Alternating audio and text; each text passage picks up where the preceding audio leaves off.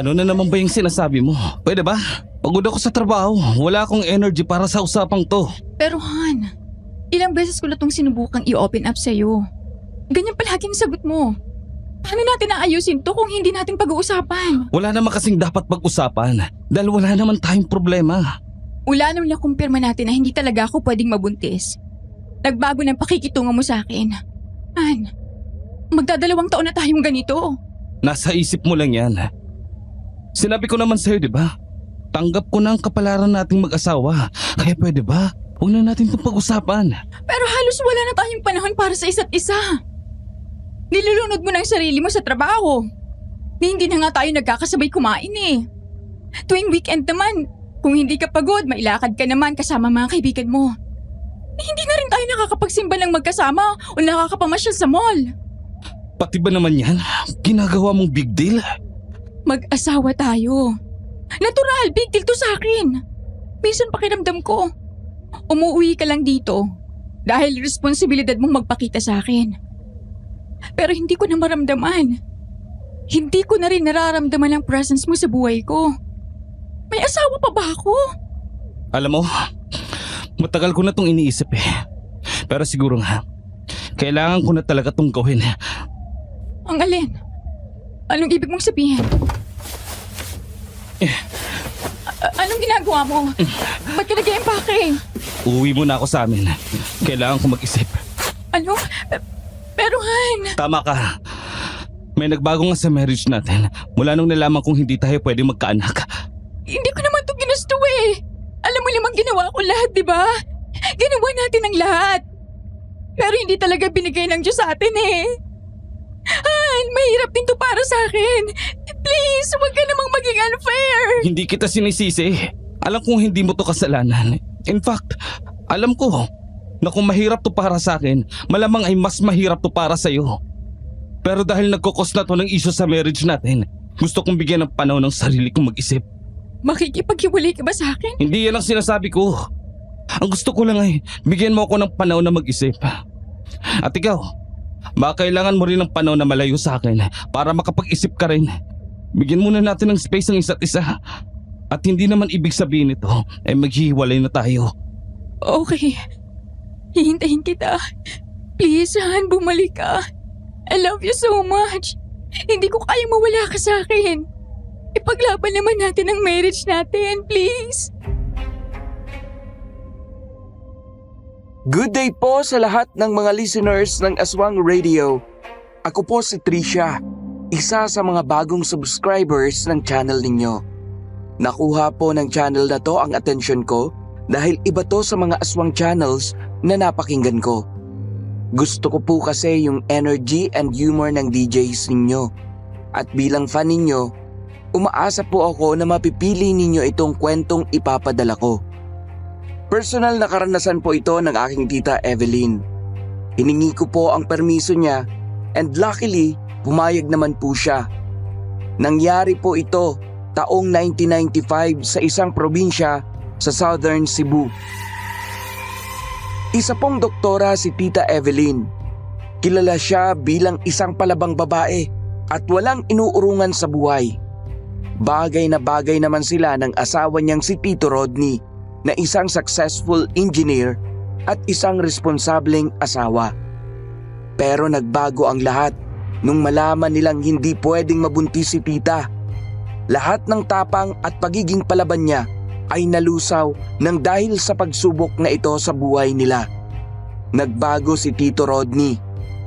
Madalas ay busy sa trabaho, ni hindi na ito nagbibigay ng oras para sa kanya at pakiramdam niya ay wala na itong pakialam sa kanya. Umabot sa punto na siya na ang nagmamakaawa dito. Pero isang araw, umuwi si Tito Rodney sa probinsya ng pamilya nito sa Southern Cebu para makapag-isip. Ang buong akala ni Tita ay ito na ang magsasalba sa pagsasama nila. Ang hindi niya alam, umpisa pa lang pala ito ng mas malaking dagok sa kanilang mag-asawa. Oy, Henry. Ikaw pala yan. Ano ginagawa mo dito? Binibisita ka para kumustahin. Okay naman ako. Nalaman kong umuwi raw pala sa probinsya namin ang kapatid ko. Yeah. 1 week ago. Bakit ka naglalasing?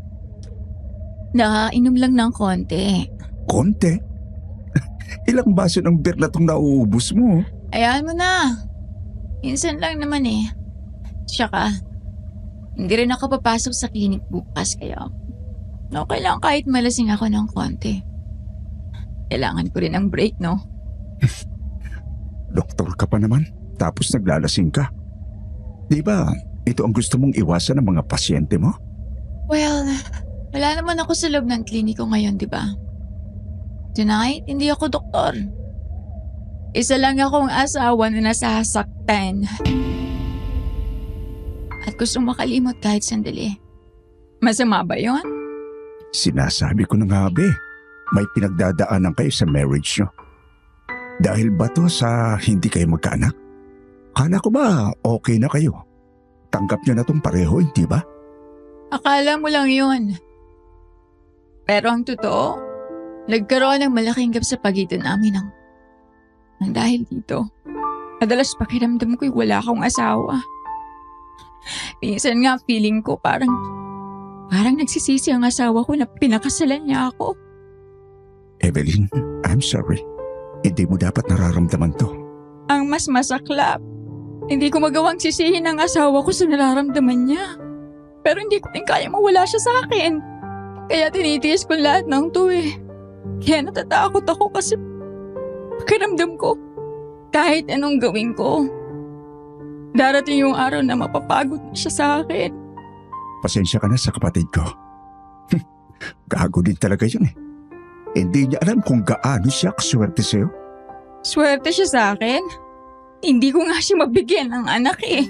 Hindi lang dyan nasusukat ang halaga mo bilang isang babae at asawa. At kung hindi makita ng kapatid ko ang tunay mong halaga, kasalanan niya yun. Ibig sabihin ay hindi siya karapat-dapat sa iyo, Evelyn. Nagkatitigan silang dalawa at napansin niya ang kakaibang emosyon sa mga mata nito. Hindi niya ito masyadong pinagtuunan ng pansin. Alam kasi niyang lasing siya at baka kung ano-ano na lang ang nakikita niya. Pero laking gulat niya nang hinawakan nito ang pisngi niya. Kinabig siya nito palapit at walang pagdadalawang isip na pinaglapit ang mga labi nila. Namilog ang mga mata niya at para siyang naniga sa kanyang kinauupuan. Hindi siya makapaniwalang ginawa nga yun ni Henry. Mabuti na lang at mabilis niya itong naitulak. Kaagad rin siyang tumayo at dumistansya dito. Bakit mo ginawa yun? Hindi ako hihingi ng tawad sa ginawa ko dahil ginusto ko yun. May asawa at mga anak ka. Naririnig mo ba ang sarili mo? Kilabutan ka nga. Aaminin kong matagal na akong may lihim na nararamdaman para sa iyo. Unang kita ko pa lang sa iyo ay humanga na ako sa kagandahan at kabaitan mo. Kaysa nakalipas na mga taon, ay inggit na inggit ako sa kapatid ko. Mali nararamdaman mo.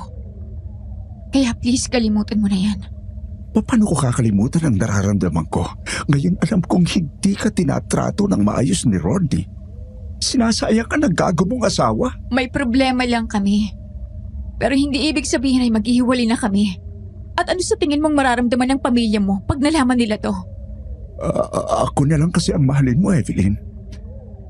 Mas kaya kitang mahalin at pahalagahan. Hindi kita sasaktan.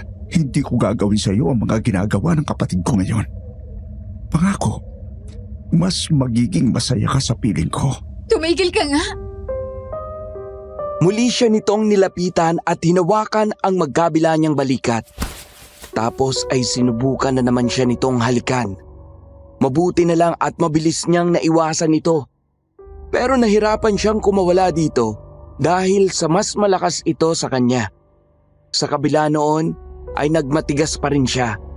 Naalarma siya dahil patuloy pa rin ito sa pagsubok na halikan siya kahit ilang beses niyang sinabi na ayaw niya. Kaya naman buong lakas niya itong sinipa sa tuhod dahilan para mabitiwan siya nito. Dumaing ito sa sakit, samantala'y tumakbo naman siya. Pero narinig pa rin niyang hinahabol siya nito. Kaya dumiretso siya sa kusina at nagmamadaling kinuha ang kutsilyo at itinutok dito.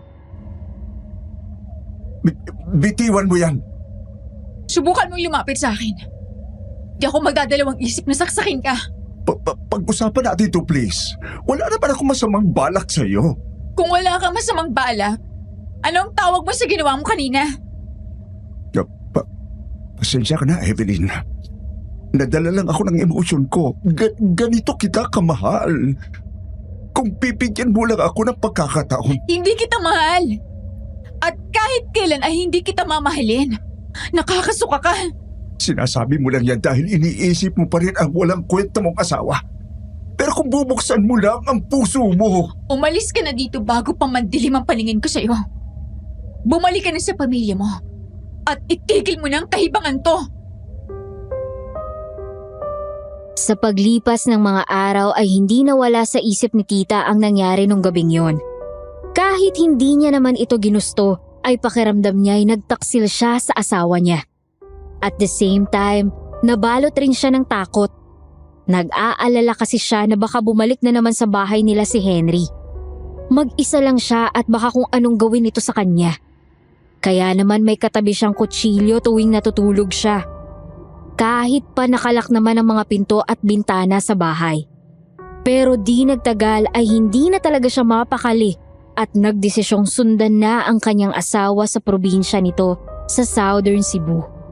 Sakay ng kotse niya ay nagmaneho siyang mag-isa habang iniisip kung ano kaya ang sasabihin nito oras na makita siya.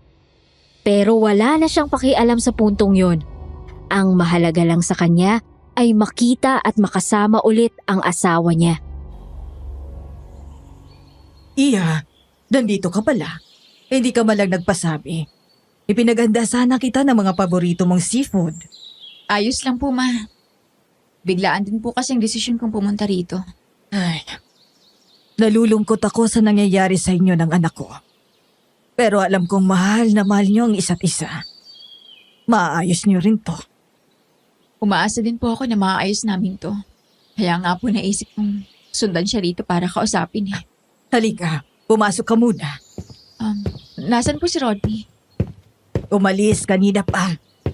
Lagi kasi yung pumupunta sa dalampasigan tuwing hapon para manood ng sunset. Nare-relax daw kasi siya dito. Susundan ko po siya. Ang alam ko malapit lang ditong dalampasigan, di ba? Oo, malapit lang. Oh, sige. Ako nang bahala dito sa mga gamit mo. Ilalagay ko sa kwarto ni Rodney. Sundan mo na siya dahil sigurado akong matutuwa yon kapag nakita ka. Talaga po? Oo naman. Ako ang kanyang ina. Kaya hindi man niya aminin sa akin, nararamdaman ko pa rin namimiss ka na niya. Kahit paano ay nabuhayan siya ng loob sa sinabi ng mother-in-law niya. Siguro nga'y mas kilala nito si Tito Rodney bilang ito naman ang ina ng kanyang asawa. Kilala niya bilang relihiyosa ang mother-in-law niyang si Rosario. Kaya alam niyang hindi ito magsisinungaling sa kanya. Baon ang maraming pag-asa sa dibdib niya ay lumabas siya ng bahay at nag-umpisang maglakad papunta sa dalampasigan. Huminga siya ng malalim at in-enjoy ang preskong hangin ng probinsya. Excited siyang makarating sa dalampasigan dahil dun siya unang dinala ni Tito Rodney nung sinama siya nito sa probinsya para ipakilala sa pamilya nito. Special place para sa kanila ang dalampasigan na yon at gusto niyang isipin na kaya palaging nagpupunta dun si Tito Rodney ay dahil gusto nitong alalahanin siya. Bagay naman sa iyo ah. Binibiro mo naman ako para akong tanga. Paano mo naman nasabi yan? Nakikita mo bang sarili mo ngayon sa salamin? Hindi naman ah. Ay nako, sige na nga, sabi mo Kaya naniniwala na ako. Ayan. Madali ka naman palang kausap eh. Loko-loko ka talaga. Sino mag-aakala na anak ka pala ni Aling Rosario? Natigilan siya pagkarating sa dalampasigan nang maabutan niyang nakikipagtawanan ito kasama ang isang babae. Silang dalawa lang ang nandun habang pinagmamasdan ang paglubog ng araw. Magkasing tangkad sila ng babae. Morena ito. Mahaba ang maalong buhok ng dalaga at may nakaipit na bulaklak sa kaliwang tenga nito. Nakita niya kung gaano kasaya ang dalawa habang nagbibiroan. Para bang may sarili silang mundo. At aaminin niyang nakaramdam siya ng selos. Ayaw sana niyang bigyan ng mali siya ang pagtatawanan ng mga ito. Pero ganun kasi sila mag-usap nung maayos pa ang lahat sa marriage nila. Bago pa siya makapag-isip ng kung ano-ano, ay nilapitan na niya ang mga ito. Anong ginagawa mo dito? Sinundan kita para makausap. Kailan ka pa dumating? Kararating ko lang. Sabi ni Mama nandito ka raw sa dalampasigan. Kaya sinundan agad kita rito. Siya bang asawa mo? Siya nga, si Evelyn. Sa wakas, masaya akong makita ka. Ako si Rita. Magkaibigan kami ni Rodney at malapit ako sa pamilya nila. Ikinagagalak kitang makilala. Ako naman si Evelyn. Ang asawa ni Rodney. Totoo nga ang sabi ni Aling Rosario. Napakaganda mo nga talaga. Hindi nakakapagtaka na in love sa'yo itong pihika na kagaya nitong kaibigan ko. At balita ko, isa ka rin daw magaling na doktor. Sa kabila ng mga papuri nito sa kanya, ay hindi pa rin niya maramdaman ang sincerity nito. Para bang peke ang mga ngiti nito sa kanya. Pero baka naisip niya lang yon dahil pinagseselosan niya ito. Kaya naman tinanggal niya muna ito sa isip niya. Unfair kasi kung huhusgahan niya agad ito nang hindi kinikilala ng lubusan. Salamat. Ikaw rin, napakaganda mo. Nakakaiya naman pero salamat ah. You're welcome. Halika na. Bumalik na tayo sa bahay. Rita, mauna na kami. Okay, sige.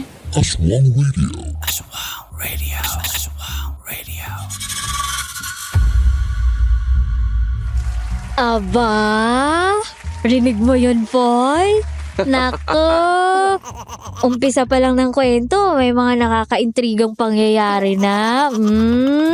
Sinimulan ni Henry na talaga namang ang lakas ng loob na subukang pagsamantalahan si Evelyn, no? Hoy? Oo nga. Tapos, may Rita naman na mukhang may tinatagong lihim rin. Pero sige, bigyan muna natin ng benefit of the doubt si Rita. Sige, gaano karami? Sang dakot. Wala pa naman tayong ebidensya eh. Di porket nagtatawanan sila ni Rodney sa dalampasigan while nagsa-sunset watching, ay may something na sa kanila. Hindi, Poy. Hindi. Hindi pa pwede. Yung bulaklak na nakaipit sa tenga niya, yun ang ebidensya natin. Si Rosalinda yarn. Pinagdiniskitahan pa talaga yung bulaklak sa tenga niya. Oo. Pero on a serious note, no, Poy, nakakalungkot ang pinagdaanan ng bida natin sa kwentong to, no? Mahirap na ngang tanggapin na hindi siya mabubuntis. Tapos, bigla pang naging ganun yung asawa niya. Ay. Grabe, no? Nakakasira ng mental health yung pinagdadaanan niya. Sadly, yes. Yung tipong tinalikuran ka na ng taong inaasahan mong hindi ka bibitawan kahit kailan. Aray. Kasi mag-asawa sila eh. May vow sila sa isa't isa nung kinasal sila. For better and for worse nga, di ba? Naku, nakakagigil din tong si Rodney eh. Sana lang talaga wala siyang milagrong ginagawa dahil baka isumpa ko siya. Ang mabuti pa, itanong na lang natin sa mga listeners natin. Sa tingin nyo ba, may katak silang nagaganap? Sasagot agad yan, Poy. Oh, may relasyon kaya itong sina Rodney at Rita? Meron. At ano kaya ang kinalaman nung bulaklak, Poy? Yun talagang gusto ko. Na nakaipit dun sa tenga ni Rita. Ha? Sa posibilidad na may relasyon sila ni Rodney. Joke lang. Kanina ka pa sa bulaklak na yan, Pao, ha? Ano ba talagang kasalanan ng inosenteng basta. bulaklak sa'yo? Ewan ko ba? Makapag-gardening nga mamaya after natin dito. Ay, mabuti pa nga. O, sige na. Lapag nyo na ang mga hulan nyo sa comment section. At huwag nyo rin pong kalimutang mag-like, share, and subscribe. At bago pa kung saan-saan umabot ang chika natin dito, mas mabuti pang ituloy na natin ang kwento.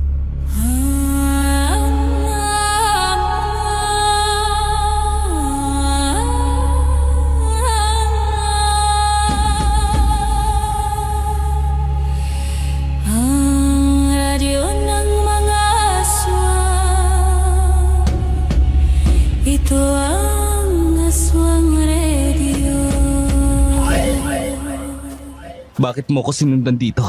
Gusto ko lang makipag-usap sa'yo. Lagpas 1 linggo na tayong hindi nagkikita. Paano natin ito maaayos kung magkalayo tayo?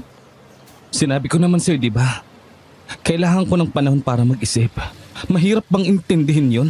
Huwag ka namang ganito, please. Ako na nga nag-effort na puntahan ka rito eh. Bakit parang hindi ka masayang makita ako? Asawa mo ako. Hindi naman sa hindi ako masayang makita ka.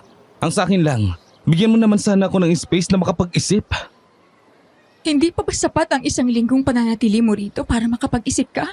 Han, kailangan natin itong harapin. Hindi mo to pwedeng basta na lang talikuran. Hindi ko to tinatalikuran. Ano tong ginagawa mo ngayon? Alam mo, bahala ka na sa buhay mo. Han, teka lang. Nag-uusap pa tayo. Nauna itong maglakad nang hindi man lang lumilingon sa kanya.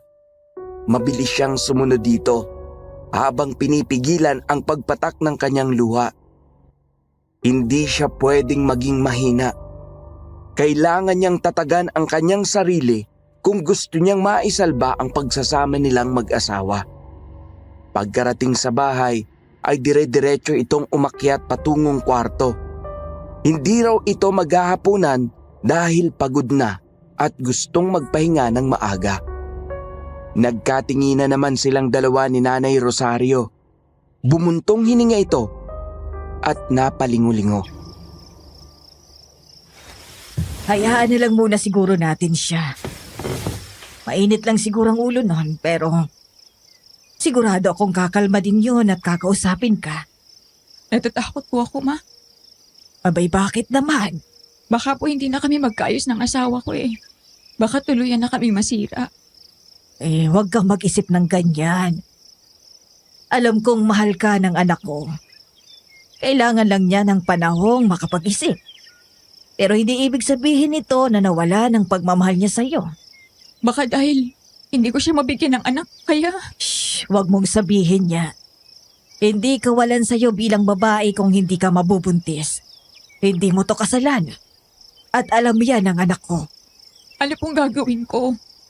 Gusto ko lang namang magkaayos kami. Magdasal ka, Iha.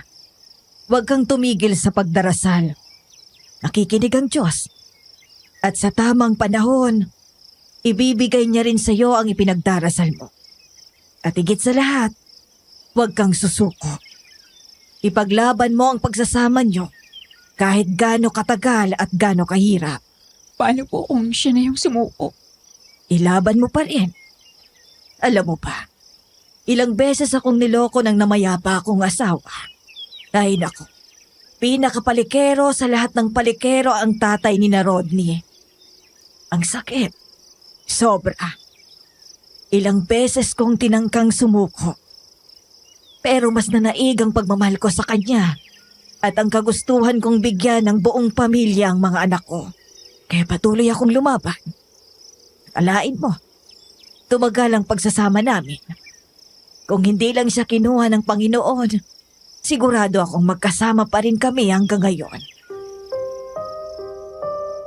Tumango na lang siya at hindi na nagkomento pa dahil baka masamain ito ang sasabihin niya.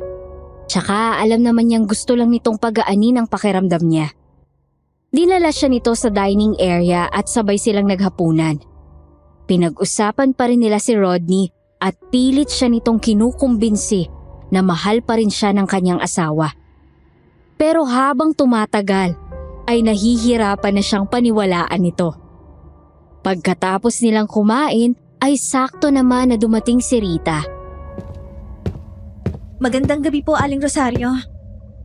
Rita, mabuti naman at dumating ka. Saktong-sakto masakit ang likod ko at ang mga kasukasuan ko. Ako pong bahala dyan. Dala ko po ngayon tong bagong gawang langis ni Lolo. Makakatulong ito sa iniinda niyong sakit. Ay, salamat naman. Hulog ka talaga ng langit. Iha, Evelyn. Ito nga pala si Rita. Isa siyang kilalang manghihilot dito sa probinsya namin. Rita, ito naman si Evelyn, ang asawa ni Rodney. Nagkakilala na po kami kanina sa may dalampasigan. Ay, ganun pa. Sinamahan mo pala ulit ang anak ko kanina. Evelyn, masaya ako makita ka ulit. Gusto mo bang magpahilot? Iha, alam ko ngang iba sa mga kagaya mong doktor ay hindi naniniwala sa tradisyonal na hilot. Pero maniwala ka sa akin. Magaling talaga tong si Rita. Subok na subok ko na ang batang to. Nakakahiya naman po. Pero maraming salamat po sa tiwala. Dahil po sa inyo, dumarami na pong mga nagpapahilot sa akin. Ikaw, Evelyn, baka gusto mong subukan. Pangako, mas gagalingan ko pa para sa'yo. Hindi na, Rita. Sa susunod na lang siguro. Gusto ko na rin kasi magpahinga. Ikaw ang bahala. Kapansin-pansin ang pagiging mainhin ng dalaga. Pero hindi rin niya maalis sa isip niya na para bang may lihim itong pagkatao. Muli na namang nanumbalik sa isipan niya ang naabutan niya kanina sa dalampasigan. Hanggat maaari ay ayaw niyang pagdudahan yon. Pero para bang may nagsasabi sa kanya na may mahalagang bagay siyang kailangang malaman. Imbis na mag-isip ng kung ano-ano ay umakyat na lang siya sa kwarto. Naabutan niya ang kanyang asawa na mahimbing na natutulog. Naligo muna siya at nagpalit ng damit na pantulog bago ito tinabihan. Dahan-dahan naman niya itong niyakap dahil miss na talaga niya ang kanyang asawa. Pero nasaktan lang siya nang bigla nitong tinanggal ang kamay niya sa katawan nito. Han, Pwede ba? Wala ako sa mood na makipag-usap sa'yo. mahal mo pa ba ako? Anong klaseng tanong yan? Bakit hindi mo nalang sagutin? Mag-asawa tayo. Hindi mo pa rin sinasagot ang tanong ko. Mahal mo pa ba ako? Oo o hindi lang ang sagot. Sigurado ka bang gusto mong marinig ang sagot ko? Hindi siya nakapagsalita. Bumangon siya. Tumalikod dito. At sa wakas ay hinayaan ng tumulo ang mga luha niya.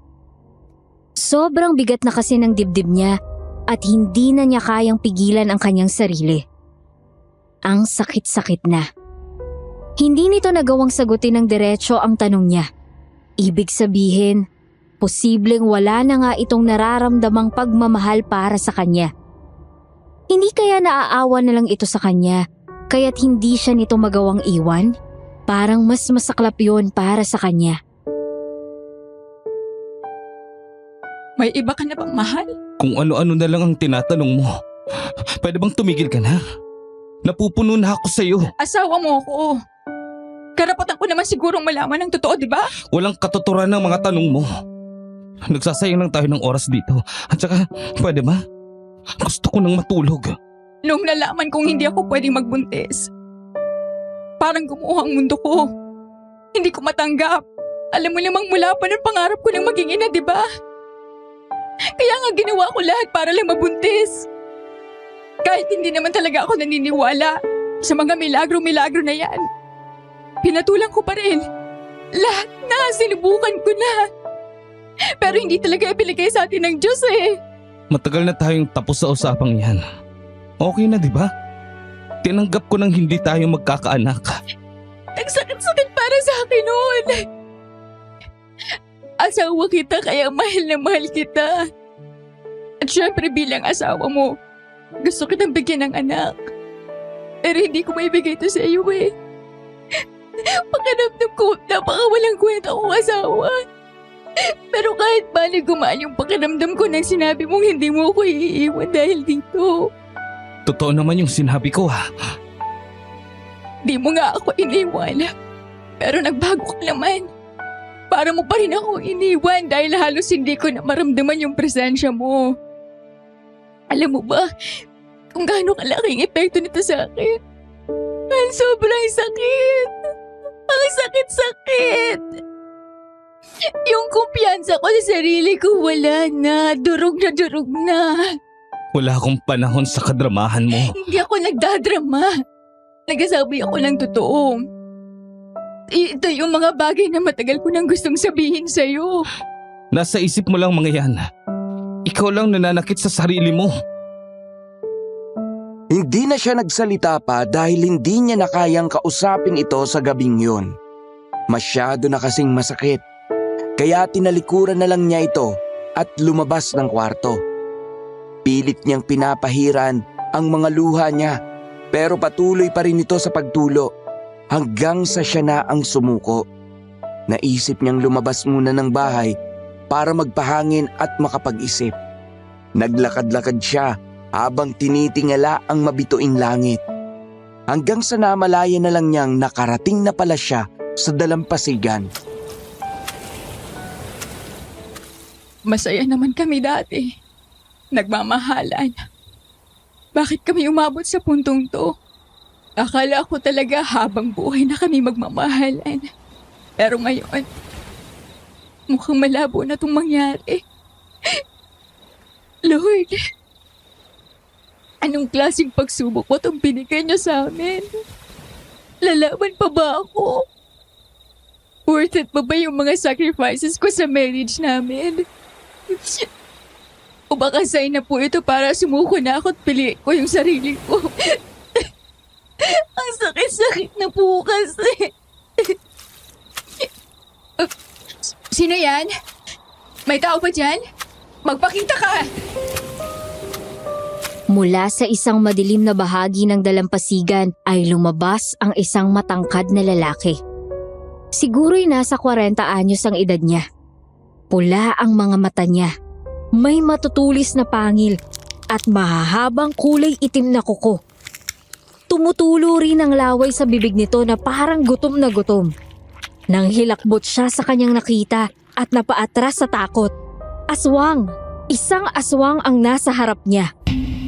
Minsan nang naikwento ni Rodney sa kanya na may mga aswang raw sa probinsya. Pero bilang isang laki sa syudad, hindi niya ito gaanong sineryoso. Hindi kasi siya naniniwala sa mga ito.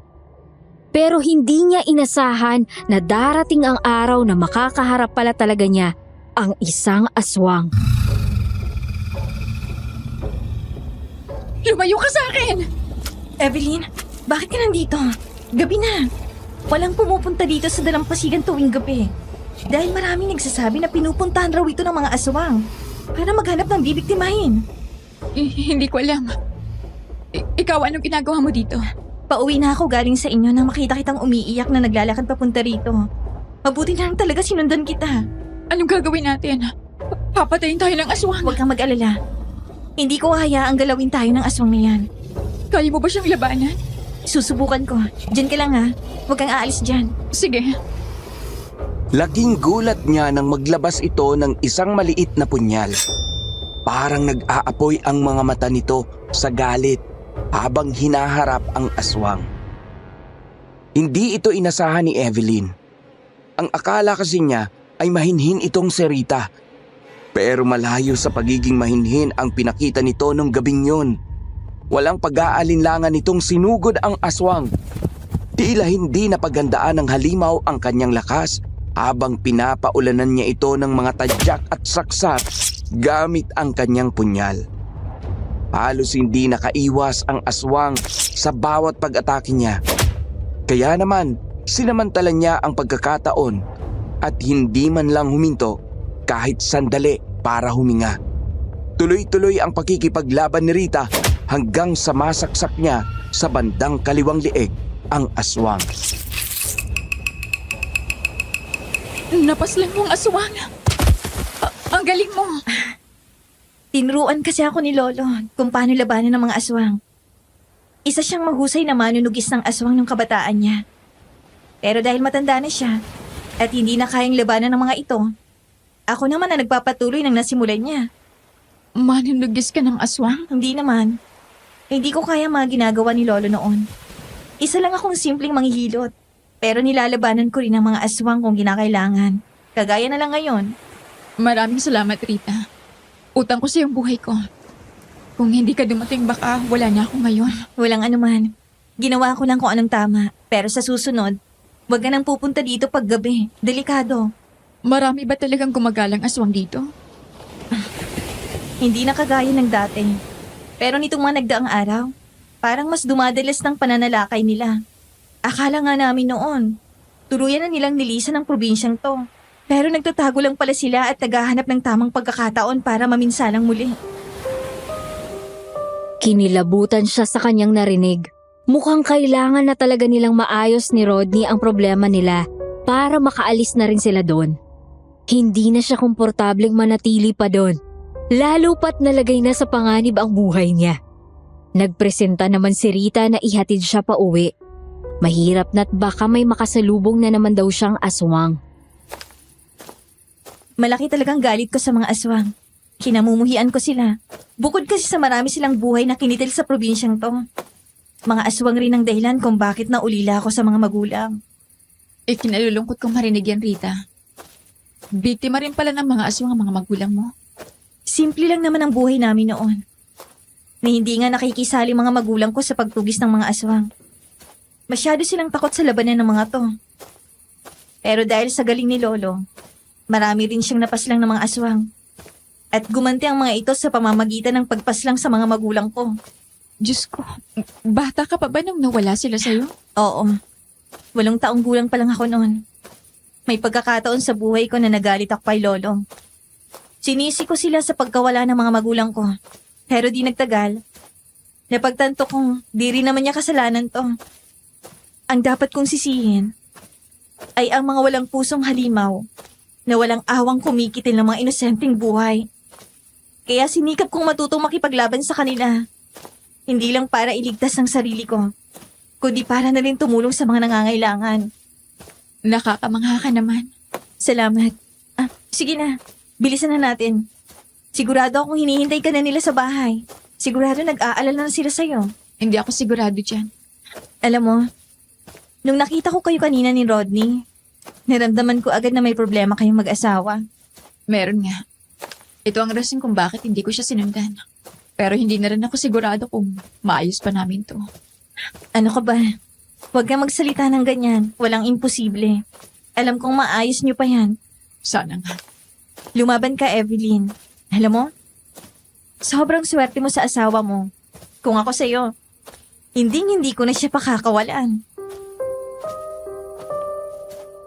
Hindi maipaliwanag ni tita, pero parang kinilabutan siya sa sinabi nito. Para kasing may gusto itong ipahiwatig. Pero hindi na lang niya pinansin dahil dumating na sila sa bahay. Sinalubong sila kaagad ni Rosario at Rodney. Ikwinento naman ni Rita sa mga ito ang tungkol sa nangyari. Ay, Diyos ko. Hindi ka dapat umalis nang hindi nagpapaalam. Nagpunta ka pa talaga sa dalampasigan. Delikado doon. Mabuti na lang at nandun si Rita para iligtas ka. Paano kung wala siya doon? Pwede siguradong pinaslang ka ng aswang. Hindi ko naman alam na may mga aswang pala dito. Ngayon ko lang nalaman ng tungkol sa mga to. Kahit na iha, dapat ay hindi ka lumabas pa. Akala ko kay natutulog ka na. Pasensya na po. Hindi na mauulit. Rita, maraming salamat sa pagliligtas mo sa asawa ko. Utang namin sa iyo ang buhay niya ngayon. Hindi niyo kailangang magpasalamat. Ginawa ko lang kung anong tama. Pinaulanan ng mga ito ng papuri si Rita, lalo na si Rodney. Kaya hindi rin po naiwasan ni tita na makaramdam ng selos. Lalo pat kitang-kita niya ang kaibahan ng pakikitungo nito sa kanya at kay Rita. Tumahimik na lang siya at hindi na lang ito dinibdib pa. Utang naman kasi talaga niya ang buhay niya kay Rita. Tahimik siyang bumalik sa kwarto nang umuwi na si Rita. Napansin rin niyang tumabi si Rodney sa kanya pero nakatalikod ito sa kanya at hindi man lang siya kinausap. Pakiramdam tuloy niya ay hindi naman talaga ito nag-alala sa kanya. Nagalit lang ito dahil nakaabala siya sa kanilang dalawa ng nanay nitong si Rosario. Muli na naman siyang naluha nang maisip yon. Hindi siya yung tipo ng tao na madaling umiyak. Ang totoo niyan, madalas niyang kinikimkim ang lahat ng sama ng loob mula pa nung bata pa siya. Pero pagdating kay Rodney ay hindi niya mapigilan ang emosyon niya. Umiyak lang siya ng umiyak hanggang sa napagod siya at nakatulog. Ma, nasaan po si Rodney? Wala na po kasi siya sa kwarto nung nagising ako kanina. Maagang umalis. Magja-jogging raw sila ng kababata niyang galing Saudi. Ganun po ba? O, maligo ka na't magbihis. Malapit nang malutong agahan natin. Pagkatapos nating kumain ay samahan mo ako sa simbahan. Ewan ko ba dun kay Rodney? Hindi ko ba kumbinsing sumama sa akin na magsimba? Ako na lang po ang sasama sa inyo. Mabuti pa nga at nang maipagdasal natin ang pagsasama niyo ng anak ko. Dahil araw ng linggo, ay sinamahan niya itong magsimba. Active ito sa simbahan bilang isang lektor. Kaya naman nahanapan siya nito ng upuan malapit sa altar. Habang dumadalo ng misa, ay pinagdasal niya na sana'y maliwanagan na ang isip ng kanyang asawa. At sana'y pagtibayin pa ng Diyos ang kanyang loob. Dahil ayaw man niyang sumuko, ay parang unti-unti na rin siyang nakakaramdam ng pagod. Pagkatapos ng misa, ay may dinaluhan pang meeting si Rosario kasama ang mga kapwa nito lectors. Pinaghintay muna siya nito sa labas ng simbahan para sabay na silang umuwi. Pupunta muna sana siya sa kotse niya para doon maghintay. Pero natigilan naman siya nang makita ang isang matandang lalaki na nakaupo sa labas ng simbahan. Sa tansya niya ay nasa 70 anyos ang edad nito. Pero mukha pa naman itong malakas at malusog sa kabila ng edad nito. Tinawag siya ng matanda na parabang kilala siya nito. Nagtataka man ay lumapit pa rin siya dito. Bakit po? Iabot mo sa akin ang palad mo. Ho? Pero... Isa akong manghuhula at may nararamdaman ako na kailangan mong malaman. pasensya na po. Hindi po kasi ako naniniwala sa mga hula. Wala pa akong hula na hindi nagkakatotoo. Alam kong mahirap paniwalaan ang mga hula. Pero bakit hindi mo subukan? Wala namang mawawala sa'yo. Sa kabila ng pagtataka ay inabot pa rin niya sa matanda ang kanang palad niya. Saglit itong pumikit, huminga ng malalim at para bang inaanalisa ang mga nakikita nito sa kanyang palad. May matinding pinagdadaanan kayo ngayon ng asawa mo. Sinusubukan mo itong ayusin. Pero nararamdaman mo na parang ikaw na lang ang lumalaban para sa inyong dalawa. Nararamdaman ko ang sakit at pagod dyan sa puso mo. Paano niyo po nalaman? Gusto mo pang lumaban. Pero may isang bagay rin ng pagkatao mo ang gusto nang sumuko. Dahil sobrang sakit na. Dahil pagod ka na. Tama na po. Bitiwan niyo ng kamay ko. Ayoko na magpahula. Pero kailangan mong ihanda ang iyong sarili. Dahil hindi pa tapos ang mga pagsubok sa buhay niyo. May paparating na matinding dagok sa inyong mag-asawa. Ano po yun? Lo, tama na po yan. Mukhang hindi na komportable si Evelyn sa mga hinuhula niyo. Rita? Lola mo ang manghuhulang to? Oo. Siya si Lolo Alfonso. Pasensya ka na kung hindi ka naging komportable sa mga sinabi niya. Ay, pero apo, sinasabi ko lang naman sa kanya ang nakikita ko upang magsilbing babala sa kanilang mag-asawa. Kahit na, Lo. May mga taong hindi sanay sa mga hula niyo. Kailangan natin silang erespeto. Evelyn, nandito ka pala. Halika na, umuwi na tayo. Sige po. Alfonso, Rita, mauna na kami sa inyo. Sige po, Aling Rosario. Ingat po. Nagpahula ka kay Alfonso. Sinubukan ko lang po. Ang sabi po kasi niya. Iha naman. Para kang hindi doktor kung umasta.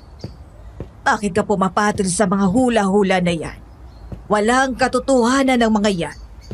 Tsaka kasalanan sa Panginoon ang pagpapahula. Huwag mo nang uulitin.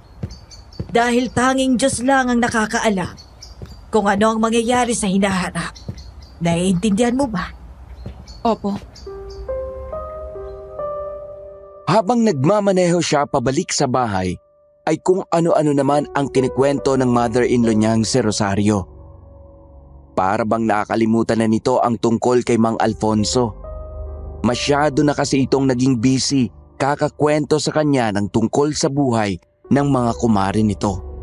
Nakakapagtaka na kung sino pa yung relihiyosa na kagaya nito ay siya pang mahilig pag-usapan ang buhay ng ibang tao.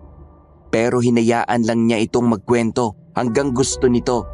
Hindi pa rin kasi matanggal sa isip niya ang mga sinabi ni Mang Alfonso. Bilang isang doktor at alagad ng siyensya, ay hindi naman talaga siya naniniwala sa mga hula. Pero bakit parang may nagsasabi sa kanya na totoo ang hula nito, na may parating ang mas malaki pang dagok sa buhay nila ng kanyang asawa. At mukhang hindi nga ito nagkamali dahil halos maputulan siya ng hininga sa naabutan nila pagkarating nila sa bahay. Sa wakas, nakauwi na kayo. Kanina ko pa kayo hinihintay eh. Anak! Henry! Ikaw nga ba yan, anak? Ako nga, ang gwapo niyong panganay. Ay, ikaw talagang bata ka. Bakit hindi ka malang nagpasabi na uuwi ka? Hindi man lang kita na ipaghanda. Si mama talaga, okay lang yun. Hindi naman ako bisita dito eh. Nasan si Cecil at ang mga apo ko? Kasama mo ba? Hindi eh. Alam mo namang busy yun sa trabaho. Tsaka may pasok ang mga bata. Hindi rin naman ako gaanong magtatagal dito eh. Gusto ko lang magbakasyon saglit.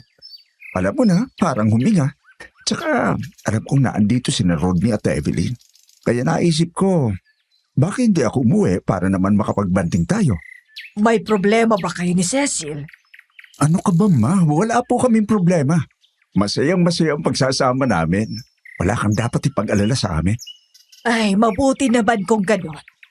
Tama na yung itong si Rodney at Evelyn lang ang iniisip ko. Evelyn, kumusta ka? Okay lang ako. Sinama ko yung magsimba, alam mo na, para gumaan kahit konting pakiramdam niya. Sino pa bang lalapitan natin sa mga ganitong sitwasyon? Hindi ba't ang Diyos lang naman ang makakatulong sa atin? Tama ka dyan ma. Kaya makinig ka lang kay mama ha? Evelyn, mula pagkabata ay tinuruan niya na kaming manalangin. At kahit kailan ay hindi pa kami binigo ng Diyos. Hindi siya sumagot at hindi man lang niya magawang tumingin dito. Natatakot kasi siya na baka hindi niya mapigilan ang sarili at bigla niyang ilabas ang galit dito.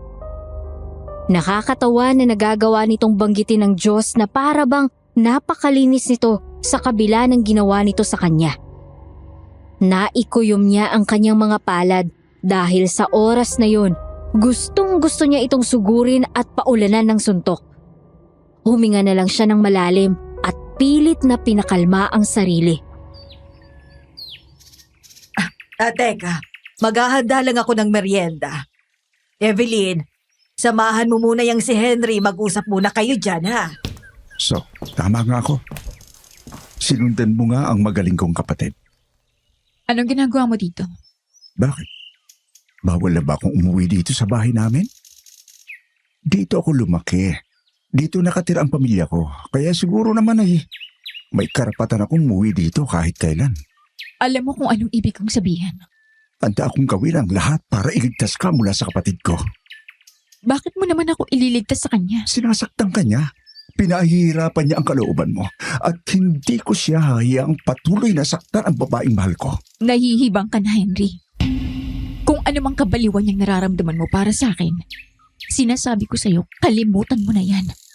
Hindi ko kayang basta na lang kalimutan ka. Mahal na mahal kita. At matagal ng panahon na itinago ko mula sa iyo. Pero ngayon nakikita kong sinasaktan ka. Hindi ko kayang pabayaan ka na lang. Lababaliw ka na. Tama ka. Baliw na baliw ako sa iyo. Kinilabutan siya sa titig nito. Para bang nagkaroon ito ng obsession sa kanya. Kilala niya bilang isang mabuting tao si Henry. Dati-rate ay sobra ang paghanga niya dito dahil isa itong mapagmahal at responsableng asawa at ama.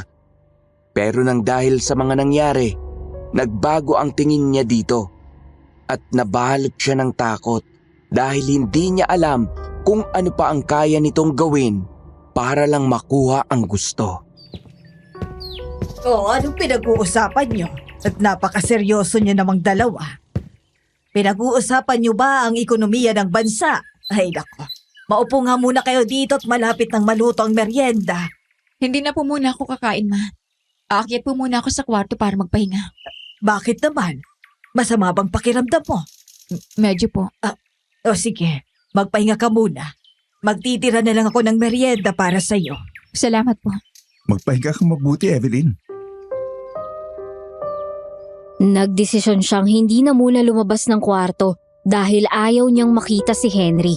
Kailangan na rin niyang makumbinse ang asawa niya na umuwi para makalayo na sila kay Henry. Pero paano niya gagawin ito kung halos wala itong planong pag-usapan ng problema nila? Maghapon nga itong hindi umuwi ng bahay na para bang iniiwasan siya. Kaya naman nagpasa siyang lumabas ng bahay at hanapin ito. Mabuti na lang at hindi niya nakasalubong si Henry nang lumabas siya dahil ayaw niyang makausap ito ulit. Baka kung ano-ano na naman ang sasabihin nito na dadagdag lang sa takot na nararamdaman niya. Una niyang pinuntahan ang dalampasigan pero hindi niya nakita ang asawa niya doon. Babalik muna sana siya sa bahay para kunin ang kotse niya. Magdadrive sana siya sa paligid ng bayan at baka sakaling makakasalubong niya ito. Pero napahinto siya sa paglalakad nang makasalubong si Mang Alfonso. Sobrang lalim ng titig nito sa kanya na para bang may pinapahiwatig. Tumindig ang balahibo niya, lalo na nung nilapitan siya nito. Nararamdaman ko ang takot at pag-aalala mo. Pasensya na po, nagmamadali ako. Nahihirapan kang paniwalaan ang mga sinabi ko.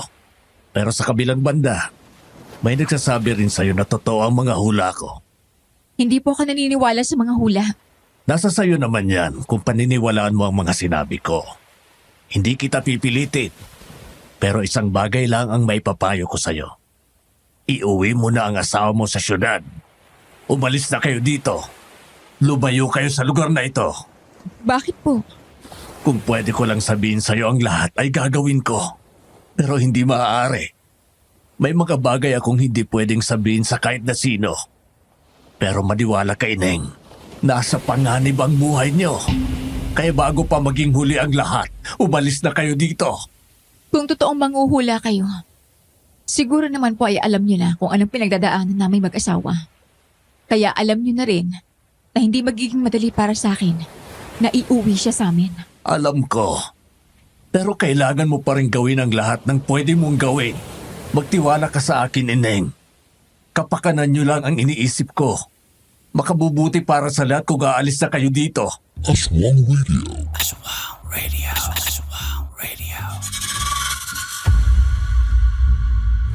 Ay, ano ba yan? Ayan na naman tayo sa mga pa-secret-secret na yan eh.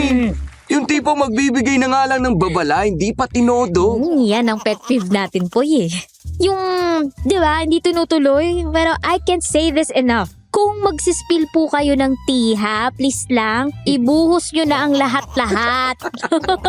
Huwag na kayong magtitira kahit konti. Di ba, boy?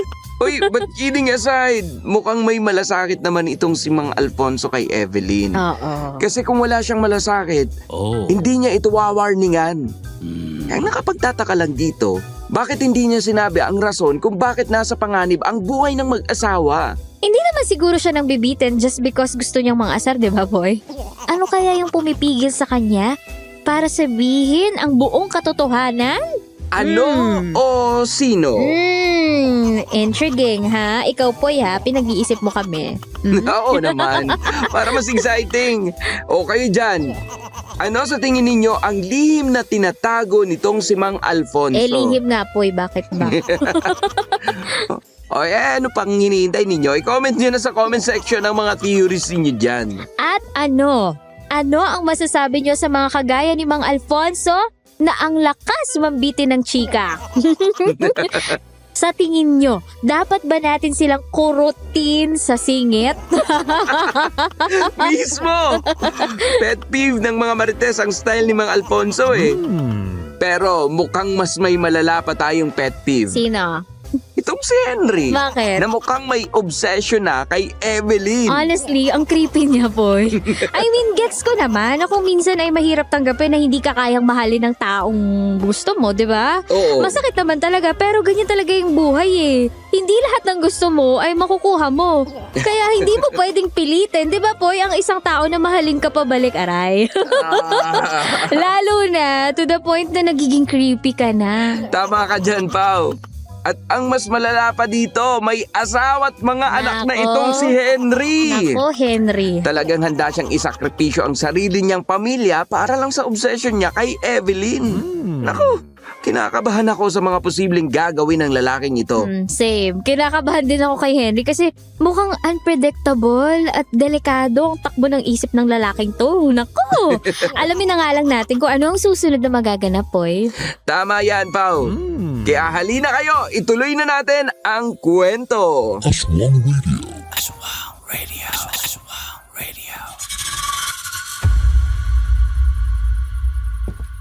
Han, sa wakas umuwi ka na. Kanina pa kita hinihintay. Saan ka ba nanggaling? Ba't ka ginabi? Pwede ba? Pagod ako at masakit ang ulo ko. Ang dami mong tanong. Anak, ano ka ba? Huwag ka kang ganyan. Kanina pa nag-aalala sa iyong asawa mo. Bakit ka ba kasi ginabi? Oh, Rodney. Nakauwi ka na pala. Kuya, anong ginagawa mo dito? Wala, nagbabakasyon lang. Kagaya mo. Bawal ba? Hindi naman sa ganun. Ang tagal mo kasing umuwi. Hindi tuloy tayo makapagbandig kanina eh. Pero okay lang. Mananatili pa naman ako rito ng ilang araw. Makakapagbandig pa tayo. Magpapahinga na ako. Teka, mag-dinner ka muna. Nagluto ako. Hindi mo ba narinig ang sinabi ko kanina? Pagod ako at masakit ang ulo ko. Kaya pwede ba? Hayaan mo na lang ako makapagpahinga. Ayoko lang namang malipasan ka ng gutom. Kung gutom ako, edi kakain ako. Rodney, huwag mo nga pagtaasan ng boses ang asawa mo. Concern lang siya sa'yo. Kuya, please. Galit itong nilapitan ni Henry at hinaklit ang kwelyo. Kinabahan naman siya at mabilis itong pinigilan. Pero hindi ito nagpapigil sa kanya. Nanlilisik ang mga mata nito habang nakatingin kay Tito Rodney. Nakakalimutan mo ba ang tinuro ni Papa sa atin? Hindi niya tayo tinuro ang saktan ang asawa natin. Pwede ba kuya? Huwag kang makialam sa problema naming mag-asawa. Hindi ako nakikialam. Ang gusto ko lang ay tratuhin mo ng maayos itong si Evelyn. Ano bang naging kasalanan niya sa'yo para saktan mo siya ng ganito? Wala kang alam. Alam kong may problema kayo. Pero kung ano man ang problema niyo, at kahit gaano pa mang kalaki ito, wala pa rin sapat na rason para saktan mo ang asawa mo. Mga anak, tama na yan. Huwag naman kayo mag-away.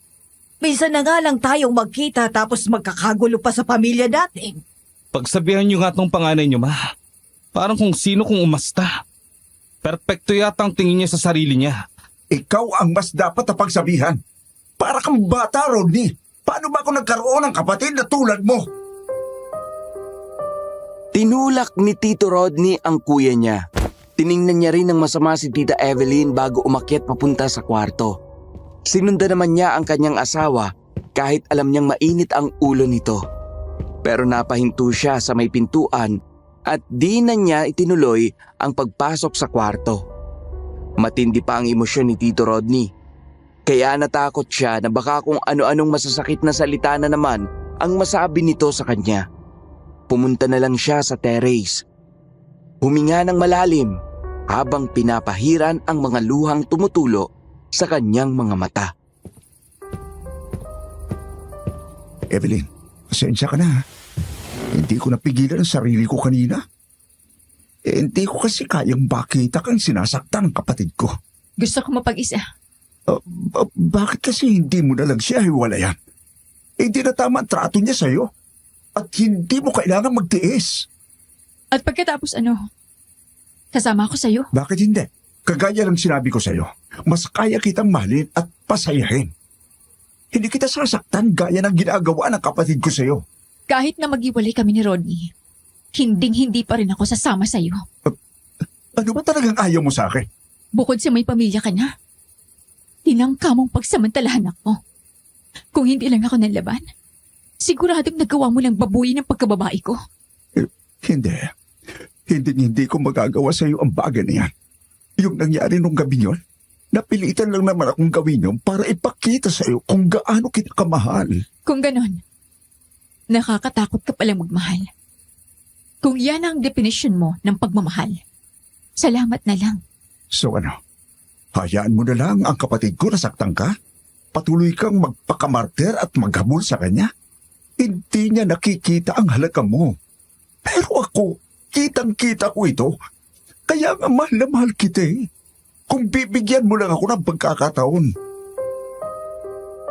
Namilog ang mga mata niya nang hinawakan nito ang magkabilang balikat niya. Nagpumiglas siya pero nahirapan siyang kumawala dito. Sobrang bilis ng pintig ng puso niya. Pero pinilit niyang kumalma dahil hindi naman siguro siya pagsasamantalahan nito gayong nasa loob ng bahay ang ina at kapatid nito. Pero hindi na rin talaga niya mahulaan ang takbo ng isip nito. Kaya hindi niya maiwasang makaramdam ng takot. Ano ba? Bitiwan mo nga ako. Ay, Evelyn, nakikiusap ako sa iyo. Bigyan mo na ako ng pagkakataon. Nahihibang ka na. Hindi ko kayang mawala ka sa akin. Hindi ko kayang makita ang pag-aari ka ng kapatid ko. Dahil hindi naman siya karapat-dapat sa iyo. Ako ang dapat mong mahalin. Dapat ay akin ka. Akin ka lang. Pwede ba? Hindi ako isang bagay. Hindi ako pag-aari ng kahit sino. Bigla nitong pinagpalit ang mga mukha nila at inangkin ang labi niya.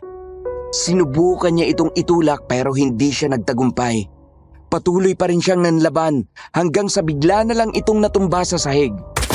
At laking gulat niya nang makitang nagpagulong-gulong na ito at ang asawa niya habang nagsusuntukan. Hayop ka. Kaya pala galit na galit ka sa akin kanina. May pagnanasa ka pala sa asawa ko. Hindi ka karapat-dapat kay Evelyn. At sinong karapat dapat sa kanya? Ha? Ikaw? Kaya ba nakipagrelasyon ka sa mismong asawa ng kapatid mo? Han, wala kaming relasyon. Huwag ka na magsinungaling. Huling-huli na kayo sa akto eh. Anong nangyayari dito? Bakit kayo nagsusuntukan? At anong sabi mong may relasyon si Henry at Evelyn? Ma, hindi po totoo yan. Hindi namin kasalanan kung kami talaga ang tunay na nagmamahalan. Diyos ko! Napakasinungaling mo, Henry. Bawiin mo mga sinabi mo. Nandito na tumahal ko. Sabihin na natin sa kanila ang totoo. Ayoko nang itago ang pagmamahalan natin. Hayop ka! Tumigil na kayo! Henry! Rodney! Mga anak, tama na yan! Nilingon siya ni Rosario. Punong-puno ng galit ang ekspresyon nito. Halos hindi naman siya makapagsalita dahil iyak siya ng iyak at nanginginig dahil sa mga nangyayari. Sinugod siya ni Rosario at sinampal ng sobrang lakas. Mabilis naman siyang nilapitan ni Henry. Mama, ba't mong ginawa yun? Bitawan mo ako, Henry. Malandi kang babae ka! Hindi ako makapaniwalang kaya mo palang gawin ang bagay na to! Mama, maniwala po kayo. Walang namamagitan sa amin ni Henry. Hindi ko magagawang pagtaksilan ng asawa ko. And please, maniwala ka naman sa akin. At bakit naman kita paniniwalaan? Nakita ko mismo ang kataksilan nyo. Hindi ko ginusto yon. Pinilit niya lang ako. Maniwala ka. Sinusubukan ko siyang itulak noon. Ang kapal ng mukha mong gumawa ng kwento! Hindi ganyang klaseng lalaki ang panganay ko! Hindi ako nagsisinungaling. Isang malaking pagkakamali na tinanggap kita sa pamilyang to. Akala ko'y matino at disenteng babae ka. Pero ikaw pa mismong sumira sa pamilyang to. Hindi mo na nga ako mabigyan ng apo. Tinuhog mo pa ang mga anak ko! Ano ba? Tama na. Huwag mong pagsalita na ganyan si Evelyn. Kung mayroong mang masama dito, ay dapat yung pagsabihan, si Rodney yun. Nakita nyo naman kung papaano tratuhin si Evelyn. Sige, ipagtanggol mo lang ang babae mo. Magsama kayo, mga taksil! Han, please, maniwala ka sa akin. Hindi ako perpektong asawa. Marami akong pagkukulang. Pero hindi kita kaya pagtaksilan. Evelyn, tama na. Huwag mo nang pilitin ang hayop mong asawa na bumalik sa'yo. Hindi ka na niya mahal. Anong mali natin? Baka may ibang babae na pala yan dito. Hindi ako kagaya nyo. Sige nga kuya, ano sa tingin mo ang mangyayari? Oras na malaman ng asawa at mga anak mo, itong kataksilan mo. Problema ko na yun. Ako ang kakausap at magpapaliwanag sa kanila ng lahat. Hindi, Henry. Hindi ako makakapayag na sisirain mong pamilya mo para sa babaeng to. Umuwi ka na sa inyo. At kalimutan mo na si Evelyn. Hindi nila kailangang malaman ang tungkol dito. Pero ma, Makinig ka sa akin. Ako ang iyong ina at alam ko kung ano ang mas makabubuti para sa inyo. At ngayong alam ko ng tunay na kulay ni Evelyn. Hindi ko na siya hayaang lumapit pa sa pamilyang to. Mama, Wag na wag mo akong tatawaging mama. Mula ngayon, pinuputol ko ng ugnayan natin. Tama lang siguro na hindi kayo magkaayos ni Rodney. Dahil ako na mismo ang magdidesisyon para sa kanya. Mula ngayon, hiwalay na kayong mag-asawa. At huwag ka nang umasang magkakabalikan pa kayo. Mama, hindi naman po yata tama ito. Nire-respeto ko kayo bilang ina ng asawa ko. Pero kaming dalawa ni Rodney ang mag-asawa. Kaya kami dapat ang magdidesisyon dito. Ang lakas ng loob mong kontrahin ako? Bueno, gusto mong marinig mismo sa anak ko ang katotohanan? Sige, Rodney. Sabihin mo sa babaeng to ang desisyon mo. Han, please. Ayusin natin to. Huwag ka namang sumuko ng basta-basta. Nagmamahalan tayo. Mahihirapan akong patawarin ka. At kahit mapatawad man kita, hindi ko na maibabalik pang tiwala ko sa'yo. Kaya tama si Mama. Mas mabuti pang maghiwalay na lang tayo. Umuwi si Henry ng syudad kagaya na rin ang utos ng mama nito. Hindi na ito nagpaalam sa kanya. Bagay na ipinagpasalamat niya dahil hindi niya na ito kayang harapin pa. Samantala, umalis naman si Tito Rodney at hindi nila alam kung saan ito nagpunta. Nahanap niyo na po ba si Rodney? Kapag may nangyaring masama sa anak ko, hindi kita mapapatawad. Maniwala naman po kayo sa akin. Hindi ako nagloko. Hindi ko siya magagawang pagtaksilan. Mas kilala ko ang mga anak ko. Kaya sila ang mas paniniwalaan ko. Pero, Bukas na bukas. Ayoko nang makita ang pagmumukha mo sa pamamahay na to. Umuwi ka na sa syudad. At huwag nang magpapakita sa mga anak ko. Buong gabing hindi umuwi si Tito Rodney, kaya hindi rin siya nakatulog dahil sa pag-aalala. Kaya maaga siyang umalis kinabukasan para hanapin ito. Nagtanong-tanong siya sa mga tao pero walang nakakita sa asawa niya. Malakas naman ang kutob niya na kasama ito ni Rita. Kaya naisip niyang alamin kung saan ito nakatira. Pumunta siya sa labas ng simbahan para puntahan si Mang Alfonso pero wala pa ito doon nung dumating siya. Mabuti na lang at may nakapagturo sa kanya kung saan ito nakatira. Nasa pinakadulong bahagi raw ng bayan matatagpuan ang bahay nito. May makikita raw siya doon na isang malaking bahay na bato. Wala nang iba pang bahay sa lugar na yon dahil napapalibutan ito ng mga naglalakihang puno. Hindi siya nahirapang hanapin ang bahay nito, pero mukhang walang tao nang dumating siya. Ilang beses na kasi siyang kumatok pero wala pa ring sumasagot. Pero napansin niyang hindi nakalak ang pinto. Kaya naman dala ng desperasyon ay binuksan niya ito at dahan-dahang pumasok. Iginala niya ang paningin sa paligid. Medyo madilim sa loob. Ang tanging liwanag lang ay nagmumula sa mga bintanang bahagyang nakabukas. Napansin niya na mga luma na ang kagamitan sa loob ng bahay na yun. Sa unang tingin ay aakalain mong wala nang nakatira doon. Para bang isang haunted house na iniiwasan ng mga tao. Umakyat siya sa second floor at unang kumuha ng atensyon niya ay ang bahagyang nakaawang na pinto ng isang kwarto. Kinabahan siya sa hindi niya maipaliwanag na dahilan pero dahan-dahan pa rin siyang lumapit doon at binuksan ang pinto. Namilog ang mga mata niya at nadurog ang kanyang puso sa nasaksihan niya. Nakita niyang nakahiga sa kama sina Rita at Tito Rodney. Magkatabi, nagyayakapan, hubot-hubad at tanging ang kumot lang ang tumatakip sa kanilang katawan. Diyos ko, Evelyn? Anong ginagawa mo rito? kaya pala ayaw mo kong paniwalaan? Dahil naghahanap ka lang ng dahilan para hiwalayan ako? Pinagpalit mo na pala ako sa iba? Mali ka nang inaakala. Huwag mo sanang isipin na inagaw ko siya sa'yo. Paano mo ipaliliwanag yung nakita ko ngayon? Hindi rin namin inaasahan ang nangyari kagabi. Basta, nadala lang kami ng emosyon namin.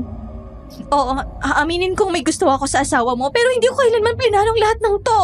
Pagmamaang-maangan ka pa? Unang kita ko pa lang sa'yo, may duda na ako eh. Pero hindi ako naniwala agad sa mga sinasabi ng isip ko. Hindi namin kailangan na magpaliwanag sa'yo. Baka nakakalimutan mong ikaw ang unang nagloko. At ilang beses ko bang sasabihin sa'yo na walang namamagitan sa aming dalawa ni Henry? Hindi ko papatulan ang hayop na yon. Alam mo, tama na. Pagod na ako makipagtalo sa'yo. Ipipilit mo lang mga kasinungalingan mo. Tanggapin na lang siguro nating matagal nang sira ang relasyon nating dalawa. At hindi na natin to maayos pa. Rodney, sumama ka na lang sa kanya. Siya naman talagang totoong may karapatan sa'yo. Kasal kayo. Pero wala na akong nararamdamang pagmamahal sa kanya. Evelyn, patawarin mo ko. Pero tapos na tayo. Ayoko na. Huwag mo nang ipagpilitan ang sarili mo sa akin. Hindi nakapagsalita si Tita Evelyn. Napalingulingo lang siya habang patuloy pa rin sa pagpatak ang luha niya. Para siyang pinapatay sa sakit. Kaya naman iniwan niya ang mga ito at tumakbo pabalik ng kotse. Siguro ay in denial pa siya nung puntong yun dahil pakiramdam kasi niya'y minanipulan ni Rita ang asawa niya. Hindi niya magawang paniwalaan na basta-basta na lang siya nitong ipagpalit sa iba. Nadagdagan pa ang sama ng loob niya pagkabalik sa bahay at nakasalubong niya si Rosario. Bakit nandito ka pa? Hindi ba't sinabi ko sa'yong ayoko nang makita pang pagmumukha mo dito? Gusto ko lang naman pong ayusin ang relasyon namin ni Rodney. Kung gusto mo naman palang ayusin ang relasyon nyo, bakit ka nagloko?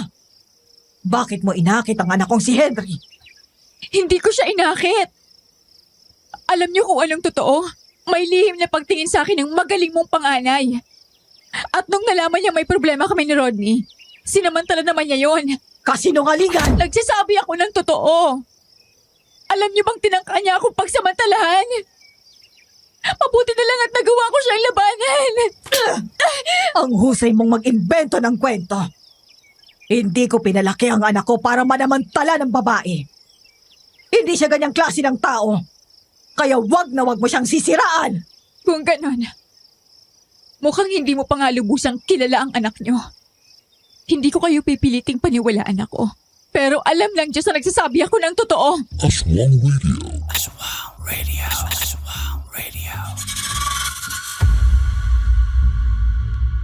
Teka lang naman, no, Poy? Pasintabi na ha, kung i-insert kami ulit ng very light. Pero medyo nanggigigil talaga ako dito kay Evelyn. Hanggang kailan niya ba hahabulin itong asawa niya? Nanggigigil talaga ako.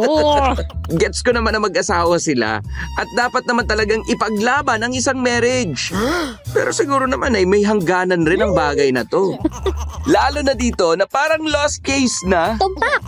Tumpak ka dyan, Poy! Sa wakas, I don't think may magagawa pa siya para baguhin ang isip ng magaling niyang asawa. And if by some twist of fate ay magbago nga, Poy, ang isip nito, I don't think dapat pa niya itong tanggapin ulit. I agree. After all the disrespect. No, wag na, please. Please. Kahit bilang respeto na lang sa sarili niya. I'm sure maraming makaka-relate dito sa gigil natin, ha? Kaya anong masasabi nyo sa mga ginagawa ng bida natin, ha?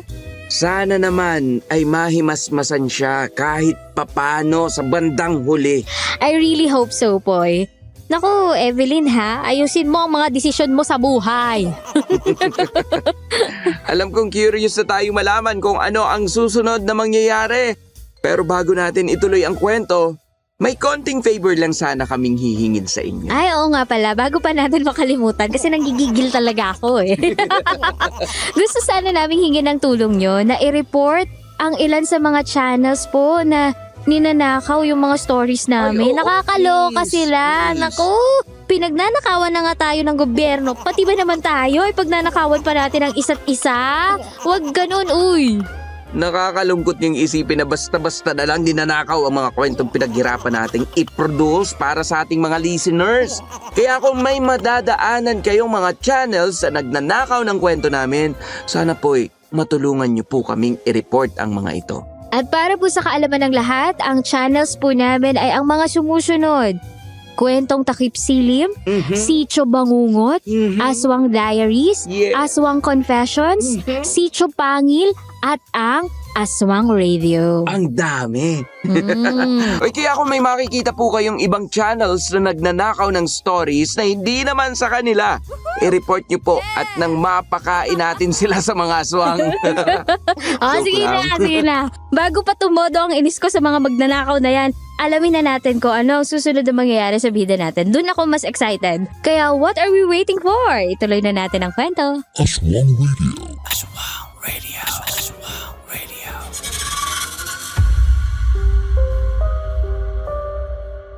Nag-impake na si Tita Evelyn para hindi na lumala pa ang gulo. Pero sa puntong yon ay hindi pa rin siya sumusuko. Kaya naman nagpunta ulit siya sa labas ng simbahan. At sa pagkakataong ito ay naabutan na rin niya si Mang Alfonso.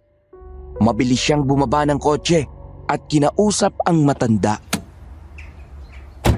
Ano po ba talagang sekreto ni Rita?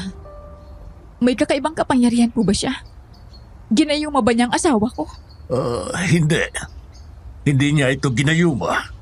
Hindi ako naniniwalang basta-basta na lang akong ipagpapalit ng asawa ko sa kanya. Alam kong may ginawa siya rito. Sinabi ko naman sa'yo, hindi ba? Dapat inilayo mo agad ang asawa mo dito. Ngayon, huli na ang lahat. Ano po ba talagang nangyayari? Gustong ko mang tulungan ka, pero wala na akong magagawa. Pasensya ka na. Huli na ang lahat. Hindi. Hindi pa huli ang lahat. Lalaban ako. Ipaglalaban kong pagsasama namin ang asawa ko. Nagmatigas si Tita Evelyn at sa kabila ng panganib ay bumalik pa rin siya sa bahay na bato kung saan nakatira si Rita.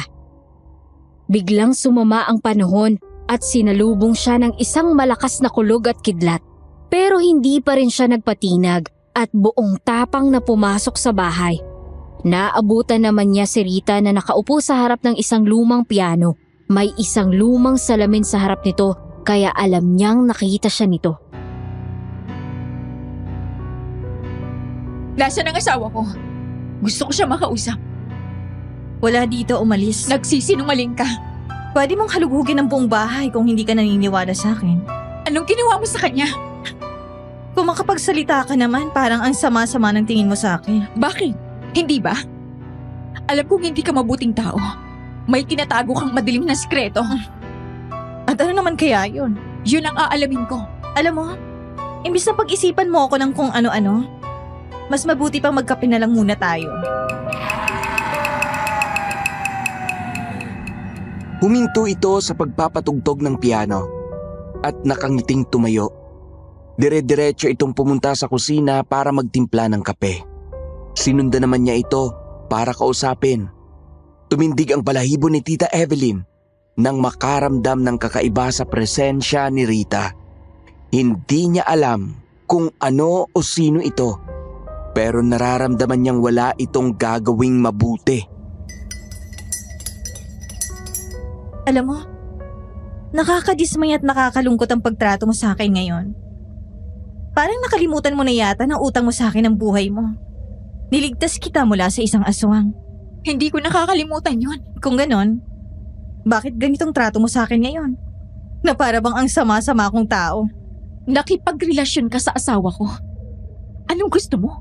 Matuwa ako sa'yo? Hindi namin sinadyang magkagusto sa isa't isa. Isa pa, wala na rin namang nararamdaman para sa'yo si Rodney. Bakit ipinagsisiksikan mo pa rin ang sarili mo sa kanya? Dahil kasal kami. May sumpaan kami na magmamahalan habang buhay. Habang buhay? Pero bakit wala na siyang pagmamahal para sa'yo ngayon? Tsaka kung totoong mahal mo siya, hindi ba mas tamang irespeto mo ang desisyon niya? Pinapahirapan mo lang siya dahil sa ginagawa mo. Gusto mong sumuko na lang ako para maangkin mo na siya. Bakit? Hindi ko pa ba siya naangkin? Sa pagkakaalam ko, akin siya ngayon. Oh, eto. Magkape ka muna. Makasakaling makatulong para mahimasmasan ka. Huwag kang mag-alala. Walang lason yan. Tinanggap niya ang kape na inabot nito. Pero inilapag niya ito sa mesa. Wala siyang planong inumin yun dahil hindi niya ito pinagkakatiwalaan. Pero naisip rin niya na hindi niya makukuha ang kanyang gusto kung kakalabanin niya ito. Kaya naman tuluyan niya nang ibinaba ang kanyang pride at nagmakaawa dito. Nakikiusap ako sa'yo. Ano ba? Bakit ka lumuluhod? Tumayo ka nga dyan. Rita, mahal na mahal kong asawa ko. At alam kong mahal niya pa rin ako. Nagkukunuhan lang siya sa lahat na nangyayari. Pero naniniwala ako pwede pa namin itong ayusin. Ganyan ka na ba talaga kadesperada? Oo. Tawagin mo na akong desperada. Pero ipaglalaban kong pagmamahalan namin hanggang sa huli. Bakit ba hindi mo matanggap na hindi ka na niya mahal?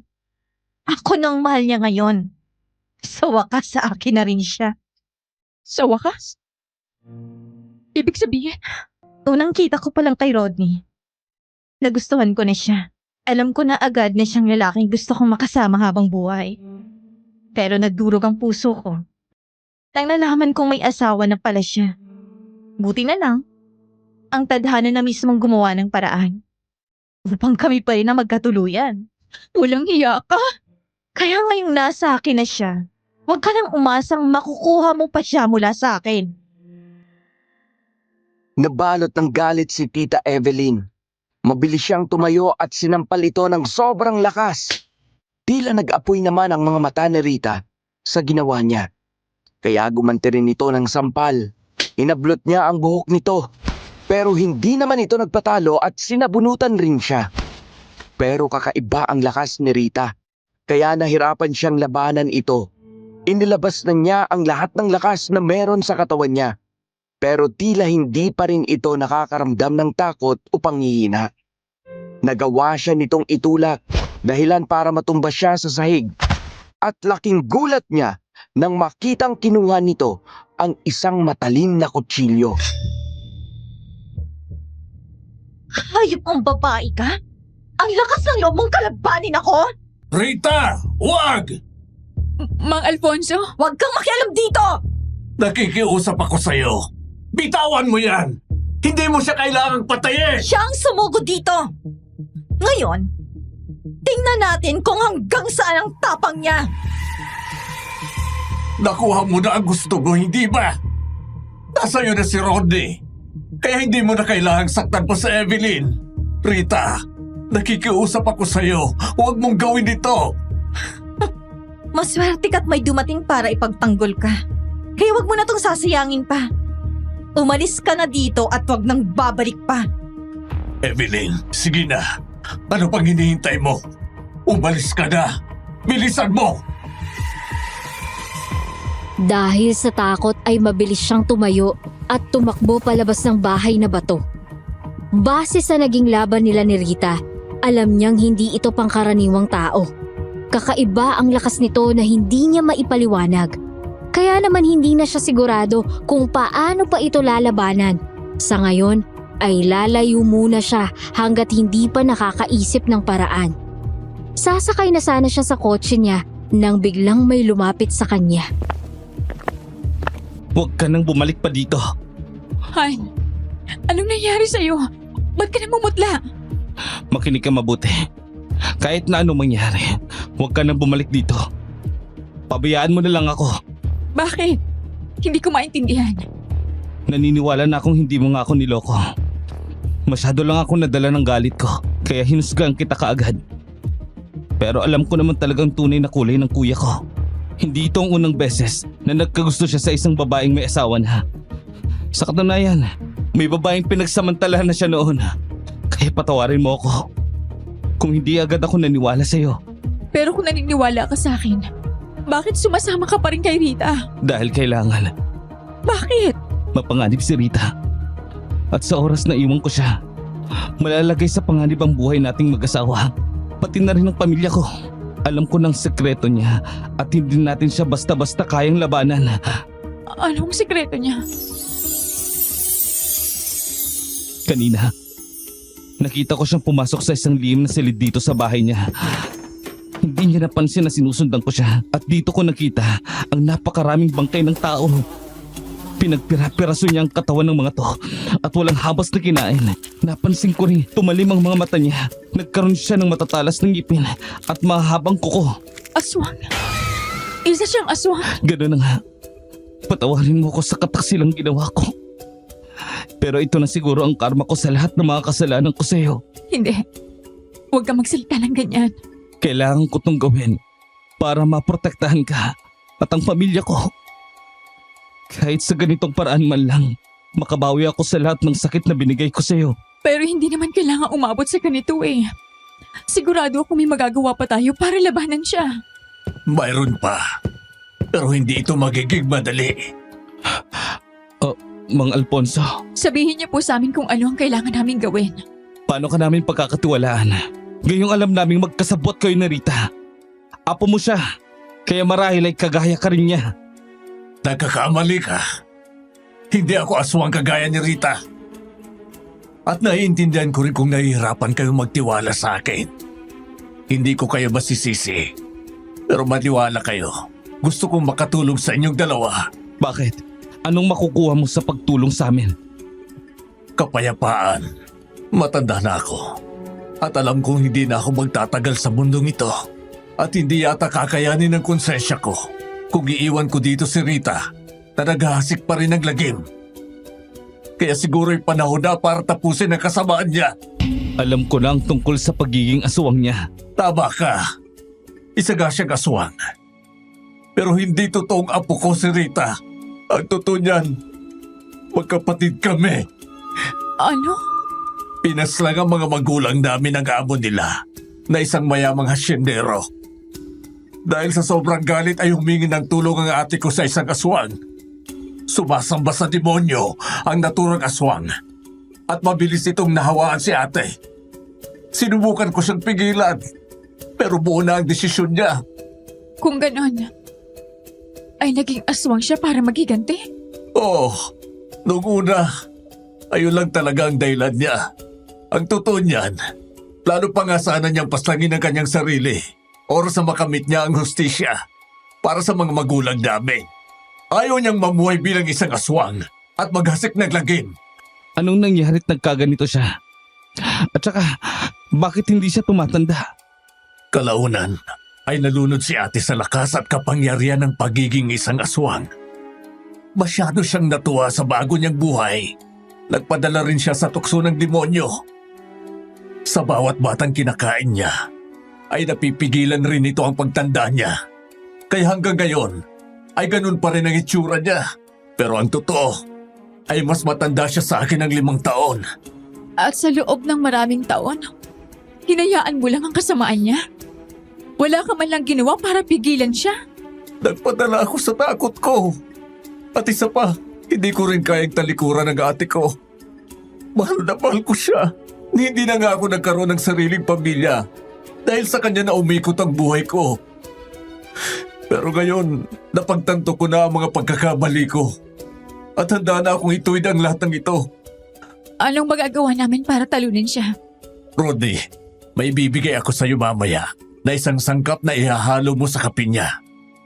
Pangontra ito sa aswang at manghihina siya oras na mainom niya to. Ikaw naman, Evelyn, hanapin mo si Hector. Sino si Hector?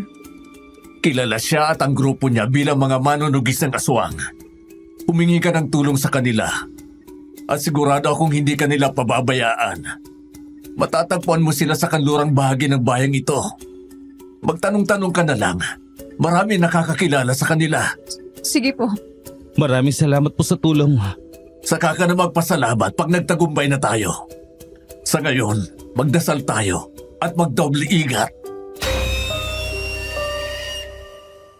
Hindi na siya nag-aksaya pa ng oras at kaagad nang kumilos. Mabuti na lang at hindi nga siya nahirapang tuntunin ang kinaroroonan ni Hector at ng grupo nito. Kilala ito ng mga tao, kaya marami ang nakapagturo sa kanya ng direksyon. Medyo kinabahan siya nang makaharap ang mga ito. Para kasing hindi sila marunong ngumiti. Kasing tigas ng bato ang ekspresyon nila. Pero sa kabila noon, ay nakita pa rin niya ang kabutihan ni Hector. 50 anyos na ito. Ubani na ang buhok. Pero matipuno pa rin ang pangangatawan. Halatang malakas pa rin sa kabila ng edad nito. Sa totoo lang, ay matagal na naming pinagdududahan si Rita. Alam namin na may sikreto sila ni Mang Alfonso. Pero hindi lang namin matukoy kung ano ito. Malakas ang pakiramdam ko na isa siyang aswang. Pero hindi lang ako makahanap ng ebidensya. Nakikiusap po ako sa inyo. Kailangan ko po ng tulong nyo. Ang sabi po ni Mang Alfonso, kayo lang ang makakatulong sa akin. Marami kayo. At alam kong matapang at mahusay kayong makipaglaban. Sana po'y matulungan niyo ako at ang asawa ko. Huwag kang mag-alala, Ineng. Hindi ka namin bibiguin. Tama ang desisyon mong lumapit sa amin. Mga kasama, ihanda ninyo ang iyong mga sandata. Ngayon mismo ay susugod tayo sa bahay na bato. Ikaw, Ineng, manatili ka na lang muna dito. Pagbalik namin ay kasama na namin ang asawa mo. Sasama po ako. Hindi pwedeng wala akong gawin. Pangako, hindi ako makakasagabal sa inyo. Kung gano'n ay, kunin mo tong benditadong patalim. Mabisa tong panlaban sa mga aswang. Baka sakaling kailanganin mo to. Nag-aalangan siya pero sa huli ay tinanggap niya pa rin ang sandata. Hindi siya marunong gumamit nito, pero malakas ang pakiramdam niya na kakailanganin niya ito sa laban. Huminga siya ng malalim at pinilit na mas patatagin pa ang kanyang sarili. Kahit paano ay nakahugot siya ng lakas mula sa kanyang mga kasama na hindi kakikitaan ni katiting na takot ang mga mukha. Marahil ay sanay na silang makipaglaban sa mga aswang. Imbes na takot ay parang may nakita pa siyang uhaw sa mukha ng mga ito. Pagka-uhaw na pumaslang ng isang halimaw. Bandang 8:00 ng gabi nang makarating sila sa bahay na bato. Medyo umuulan pa nun, pero hindi pa rin sila nagpatinag. Pinalibutan ng mga kasamahan ni Hector ang paligid ng bahay para daw hindi talaga makatakas si Rita. 5 naman silang pumasok sa loob ng bahay, pero nagulat sila nang makita si Rodney na nakagapos sa may sala. Mag-isa lang ito sa loob ng madilim na bahay.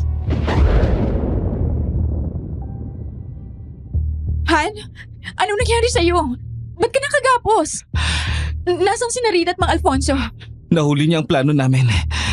Nagkasagutan sila ni Mang Alfonso at dahil sa galit niya, pinatay niya ito. Ano? Pinatay niya ang sarili niyang kapatid? Wala siyang puso. Punong-puno siya ng galit ngayon. Kaya nag-aalala ako na baka kung ano ang gagawin niya sa inyo. Huwag kang mag-alala. Marami nang tutulong sa atin ngayon. Mapapatumba natin ang halimaw na yon. Lalapitan na sana niya si Tito Rodney para kalagan. Pero natigilan siya nang makitang bumaba ng hagdan si Rita. Nakangisi ito at kapansin-pansin ang mga bakas ng dugo na nagkalat sa paligid ng bibig nito. Kahit hindi nito sabihin, ay alam niyang dugo ito ni Mang Alfonso. Ang sarili nitong kapatid na matagal itinago ang sikreto nito. Bumangon ang galit sa puso niya para kay Rita. Pero hindi siya nakakilos agad dahil nakaramdam din siya ng takot. Kung nagawa nitong paslangin ang sariling kapatid, ay hindi rin ito magdadalawang isip na saktan sila. Sa wakas, dumating ng mga panauhin ko. Pakawalan mong asawa ko. Kung ayaw mong magkagulo tayo rito. Tinatakot mo ba ako? Nagpapatawa ka yata, Evelyn. Hindi mo ako masisindak dahil lang may mga kasama kang manunugis ng aswang. Oo. Aaminin kong alam ko kung gaano sila kalakas at kagaling sa pakikipaglaban. Pero sa tingin mo ba magpapatalo na lang ako sa kanila? Hindi! Rita, nakikiusap ako. Itigil mo na to. Alam kong hindi ka masama. Tumahimik ka! Hindi mo ako kilala! Sa sandaling panahon na nagkasama tayo, ay naramdaman ko ang kabutihan mo. Kaya alam kong hindi totoong masama ka. At naniwala ka naman sa mga ipinakita ko sa'yo. Siyempre, ninilang lang kita para makuha ko ang puso mo. Pero nang nalaman mo kung ano talaga ako, mabilis namang nagbagong pagtingin mo sa akin. Hindi mo nga ako pinakinggan. Hindi mo ako pinaniwalaan nung sinabi kong hindi kita sasaktan. Kaya ngayon, ipakikita ko sa'yo kung paano maggalit ang isang aswang. Hindi na nag-aksaya pa ng panahon si Hector at buong tapang na sinugod si Rita dala ang hawak nitong patalim. Tumalim ang mga mata ni Rita. Lumabas ang kanyang pangil at humaba ang mga kuko. Kinilabutan siya dahil nakita na talaga niya ang pagiging aswang nito. Nagsalpukan silang dalawa ni Hector. Bawat atake nito ay nagagawang iwasan ng aswang dahil sa sobrang liksi nitong kumilos. Pero hindi nagtagal ay nagawa rin niya itong puruhan sa kaliwang braso. Napasigaw ito sa sakit pero nagpatuloy pa ring lumaban. Nakisali na rin sa labanan ang iba pang mga kasamahan ni Hector. Pinagtulungan nila ang aswang na ayaw pa ring magpadaig. Kukunin na sana ni Tita Evelyn ang pagkakataong yun para kalagan ng kanyang asawa. Pero hindi siya nakakilos nang biglang may humawak sa kanya ng sobrang higpit. Bitiwan mo ako! Sino ka ba? Evelyn, ako to. Naandito ko para iligtas ka. Henry, paano ka nakarating dito? Akala ko pa umuwi ka na. Paano ako uuwi kung alam kong nilalagay mo sa panganib ang sarili mo? Hindi kita pwedeng pabayaan. Bitiwan mo ako. Kailangan kong kalagan ng kapatid mo. Hayaan mo na lang siya. May mga tutulong naman sa kanya eh. Ang importante ay makaligtas ka. Dadalhin na kita, Evelyn. May alam akong malayong lugar na ligtas at hindi tayo matutuntun na kahit sino doon. Ay, ibang ka na. Hindi ako sasama sa'yo. Bitiwan mo ako! Pasensya ka na, pero kailangan ko talagang gawin to. Nililinglan ka lang ng iyong isip. Dahil ang totoo, ako naman talaga mahal mo eh. Nagkukuluhan ka lang sa ngayon.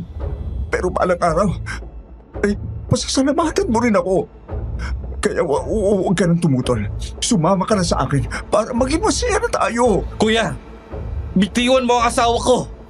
Akala ko ba hindi mo na siya mahal? Wala ka nang pakialam sa kanya, hindi ba? Kaya sinasaktan mo siya. Pwes ngayon, akin na siya. Ako na ang magmamahal sa kanya. Nababaliw ka na talaga. Hindi nga ako sasama sa'yo! Dahil desperada na siyang makawala ay palihim niyang hinugot ang dala niyang kutsilyo mula sa kanyang likod. Hindi ito inasahan ni Henry. Kaya naman hindi ito nakalaban nang saksakin niya ito sa tiyan. Namilog ang mga mata nito sa nangyari. Bumuka ang bibig nito hanggang sa unti-unti itong bumagsak sa lupa. Nanginig si Tita Evelyn. Hindi makapaniwala sa kanyang nagawa. Napaatras siya sa takot. Pero hindi niya inasahan na ito pala ang kukuha ng atensyon ni Rita. Mukhang naamoy nito ang dugo ni Henry, kaya bigla itong tumigil sa pakikipaglaban. Walang ano-anong tumakbo si Rita palapit sa bangkay ni Henry. Tila ba gutom na gutom nitong kinain yun. Binuksan ni Rita ang tiyan ni Henry at mabilis na kinain ang mga lamang loob nito. Halos bumaliktad ang sikmura niya dahil sa kanyang nasaksihan. Kinuha naman ni Hector ang pagkakataong ito upang salakayin si Rita. Habang okupado ang isip nito sa kinakaing bangkay, dire-diretso itong sinaksak ni Hector mula sa likod. Napahinto ito sa ginagawa at napasigaw ng sobrang lakas. Pero bago pa man ito makakilos, ay paulit-ulit na itong sinaksak ni Hector hanggang sa tuluyan itong bumagsak sa lupa at nawalan ng buhay. Wala na siya. Ligtas na kayo mula sa mga halimaw na to. Maraming salamat po sa tulong niyo. Napakilaki ng utang na loob namin sa inyo. Wala ka naman. Karangalan naming makatulong sa mga nangangailangan. At isa pa, misyon na talaga naming paslangin ang mga aswang na to. Han, halika na. Kakalagan na kita. Salamat, Han.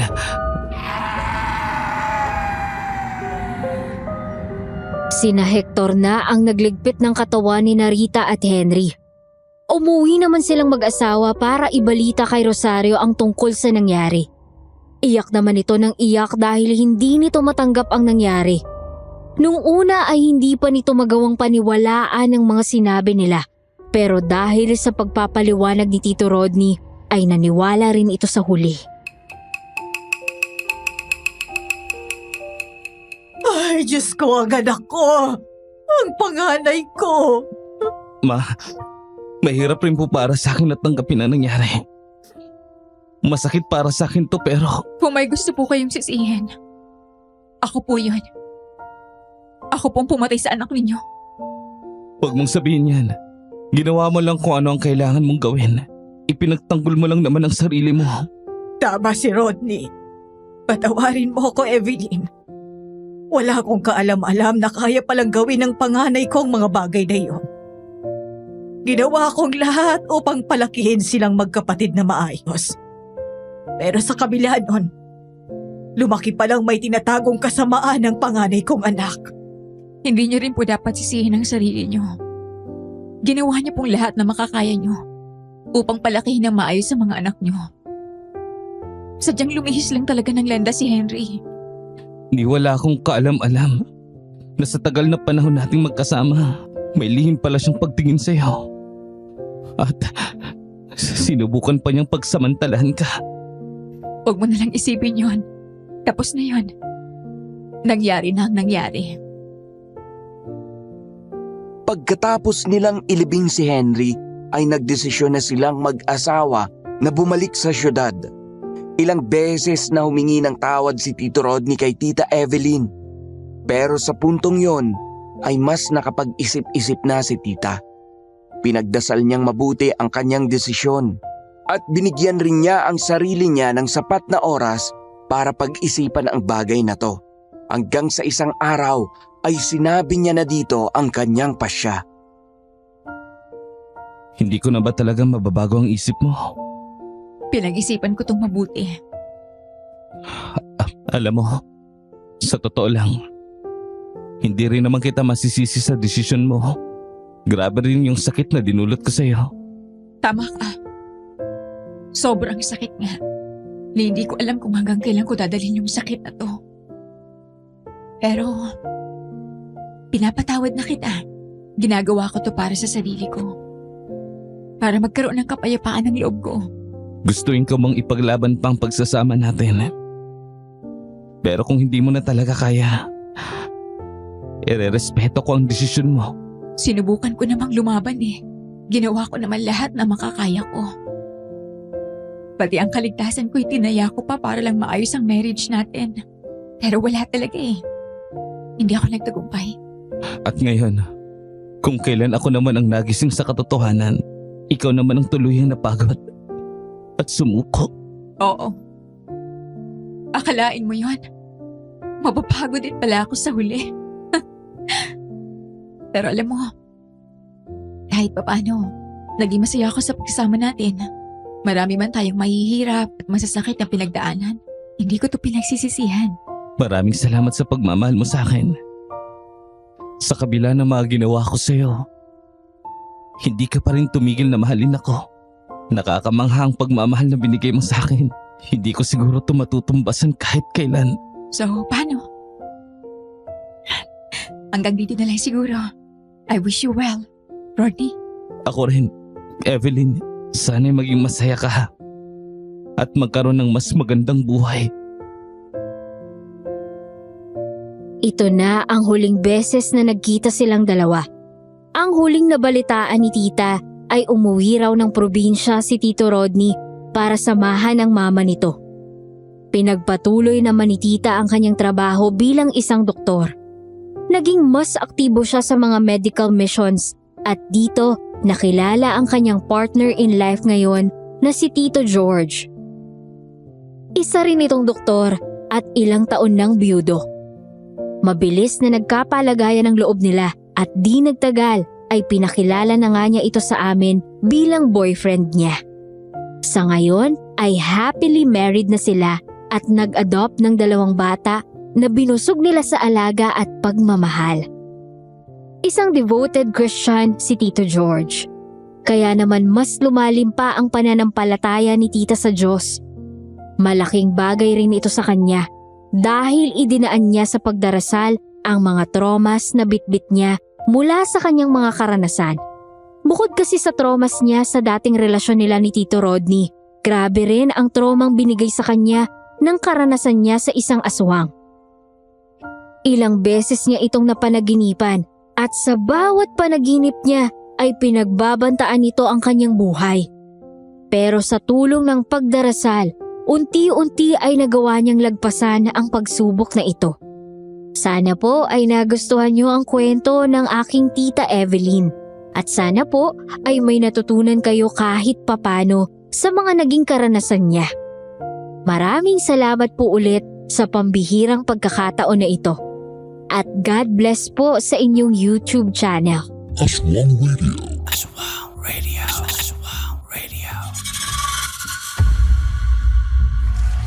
Okay, Poy, good mood na ako ngayon. Oo nga, napansin ko na ang laki ng ngiti sa mukha mo eh. May ideya ako kung bakit. Bakit? Pero mas gusto kong ikaw na magsabi nito. Bakit ka good mood ngayon, Pao? Kasi hindi sila nagkabalikan ng asawa niya. Sabi ko na nga ba eh. Kasi naman, boy, for a while, medyo kinabahan ako na baka tanggapin niya ulit ito eh. I mean, gets ko naman na mahal niya ito. And gusto niyang panindigan yung marital vows nila. Pero hello. After all na pinagdaanan niya ng dahil dito, babalikan pa talaga niya? Naku, hard pass. No way. Strong na strong ka dyan, Pao ha. Oy, pero gets naman kita. At ako man ay masaya sa naging desisyon ni Evelyn. Talaga? Grabe yung disrespect na ginawa ng husband niya sa kanya. And I'm glad na may natutunan siya dito. In fact, mukhang nakatulong pa ito para maging mas malakas siya at matalino sa paggawa ng mga desisyon sa buhay. O dapat lang naman kasi hindi worth it ang lahat ng pinagdaanan niyang struggles kung wala naman pala siyang natutunan mula dito, di ba, Poy? Oo nga. And this is applicable sa ating lahat.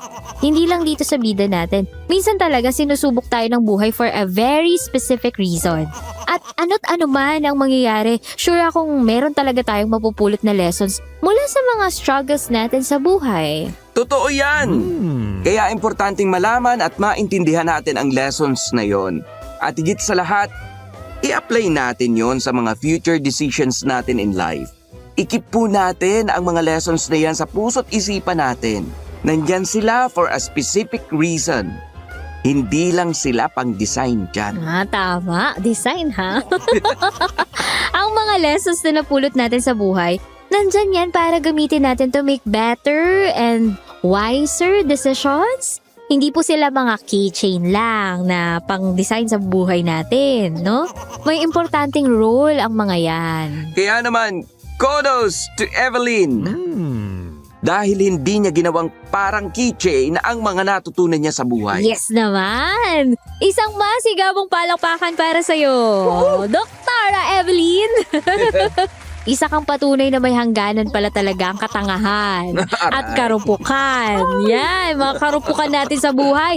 Darating tayo sa point na marirealize nating, no, this is not the kind of life that I want for myself. Napa-English ka dun pa, wa? Yes, sabi ko naman sa iyo nasa mood talaga ako ngayon. At habang nasa mood ka ngayon, bukod sa empowering decisions na ginawa ni Evelyn, ano ang masasabi mo sa kwentong napakinggan natin? Ito yung tipo ng kwentong mapapasabi ka na lang na grabe pala talaga ang love, no?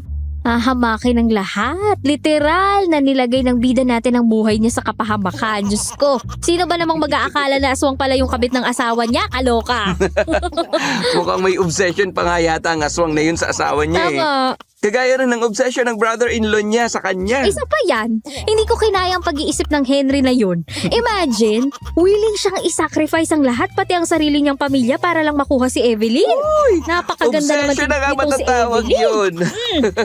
At syempre, alam kong nainis ka rin sa mother-in-law ng bida natin. Isa pa yan si Aling Rosario eh. Naku talaga, kuhang-kuha niya ang gigil ko. Gets ko naman, Poy, na bilang isang ina ay kakampihan niya talaga mga anak niya. Pero dapat marunong rin siyang balansehin ang mga bagay-bagay. Tama yan! Bilang isang magulang, hindi sa lahat ng panahon ay dapat mong kampihan ang anak mo. Dapat ay matuto kang balansehin ang mga bagay-bagay. Buti na lang at na-realize din ni Aling Rosario yung pagkakamali niya sa huli. Ang dami nating napag-usapan sa kwentong to, no? Oo nga. Patunay lang na bukod sa katatakutan, siksik rin sa mga life lessons ang kwentong ipinadala ng ating sender ngayon. Kaya thank you sa iyo, sender, at sa iyong Tita Evelyn. Oy, sana'y samahan niyo po kami sa mga upcoming stories namin. Makakaasa kayo na mas marami pa kayong maririnig na mga kwentong nakakatakot. But at the same time, mabubusog rin tayo sa mga lessons in life. Tama yan. At gusto rin po namin kayong pasalamatan sa walang sawa niyong suporta sa munting channel namin. Thank you very much po. Lalo na sa mga comments ninyo, nagbabasa po kami. Na-appreciate po namin yung mga hinahanap kami. Maraming salamat po sa inyo. Salamat po sa pagmamahal niyo sa mga DJs namin. Lalo na po sa aming dalawa ni Popoy. Thank you po! Thank you! Maraming salamat po sa inyong lahat. Ako po si Popoy na nagsasabing pwede mo akong gawing midnight snack pero dapat ako ang unang kakagat. At ako naman si Paula na nagsasabing, hindi ako nangangain, maliban na lang kung ikaw ang uulamin. And this is Aswang Radio. Aswang Radio.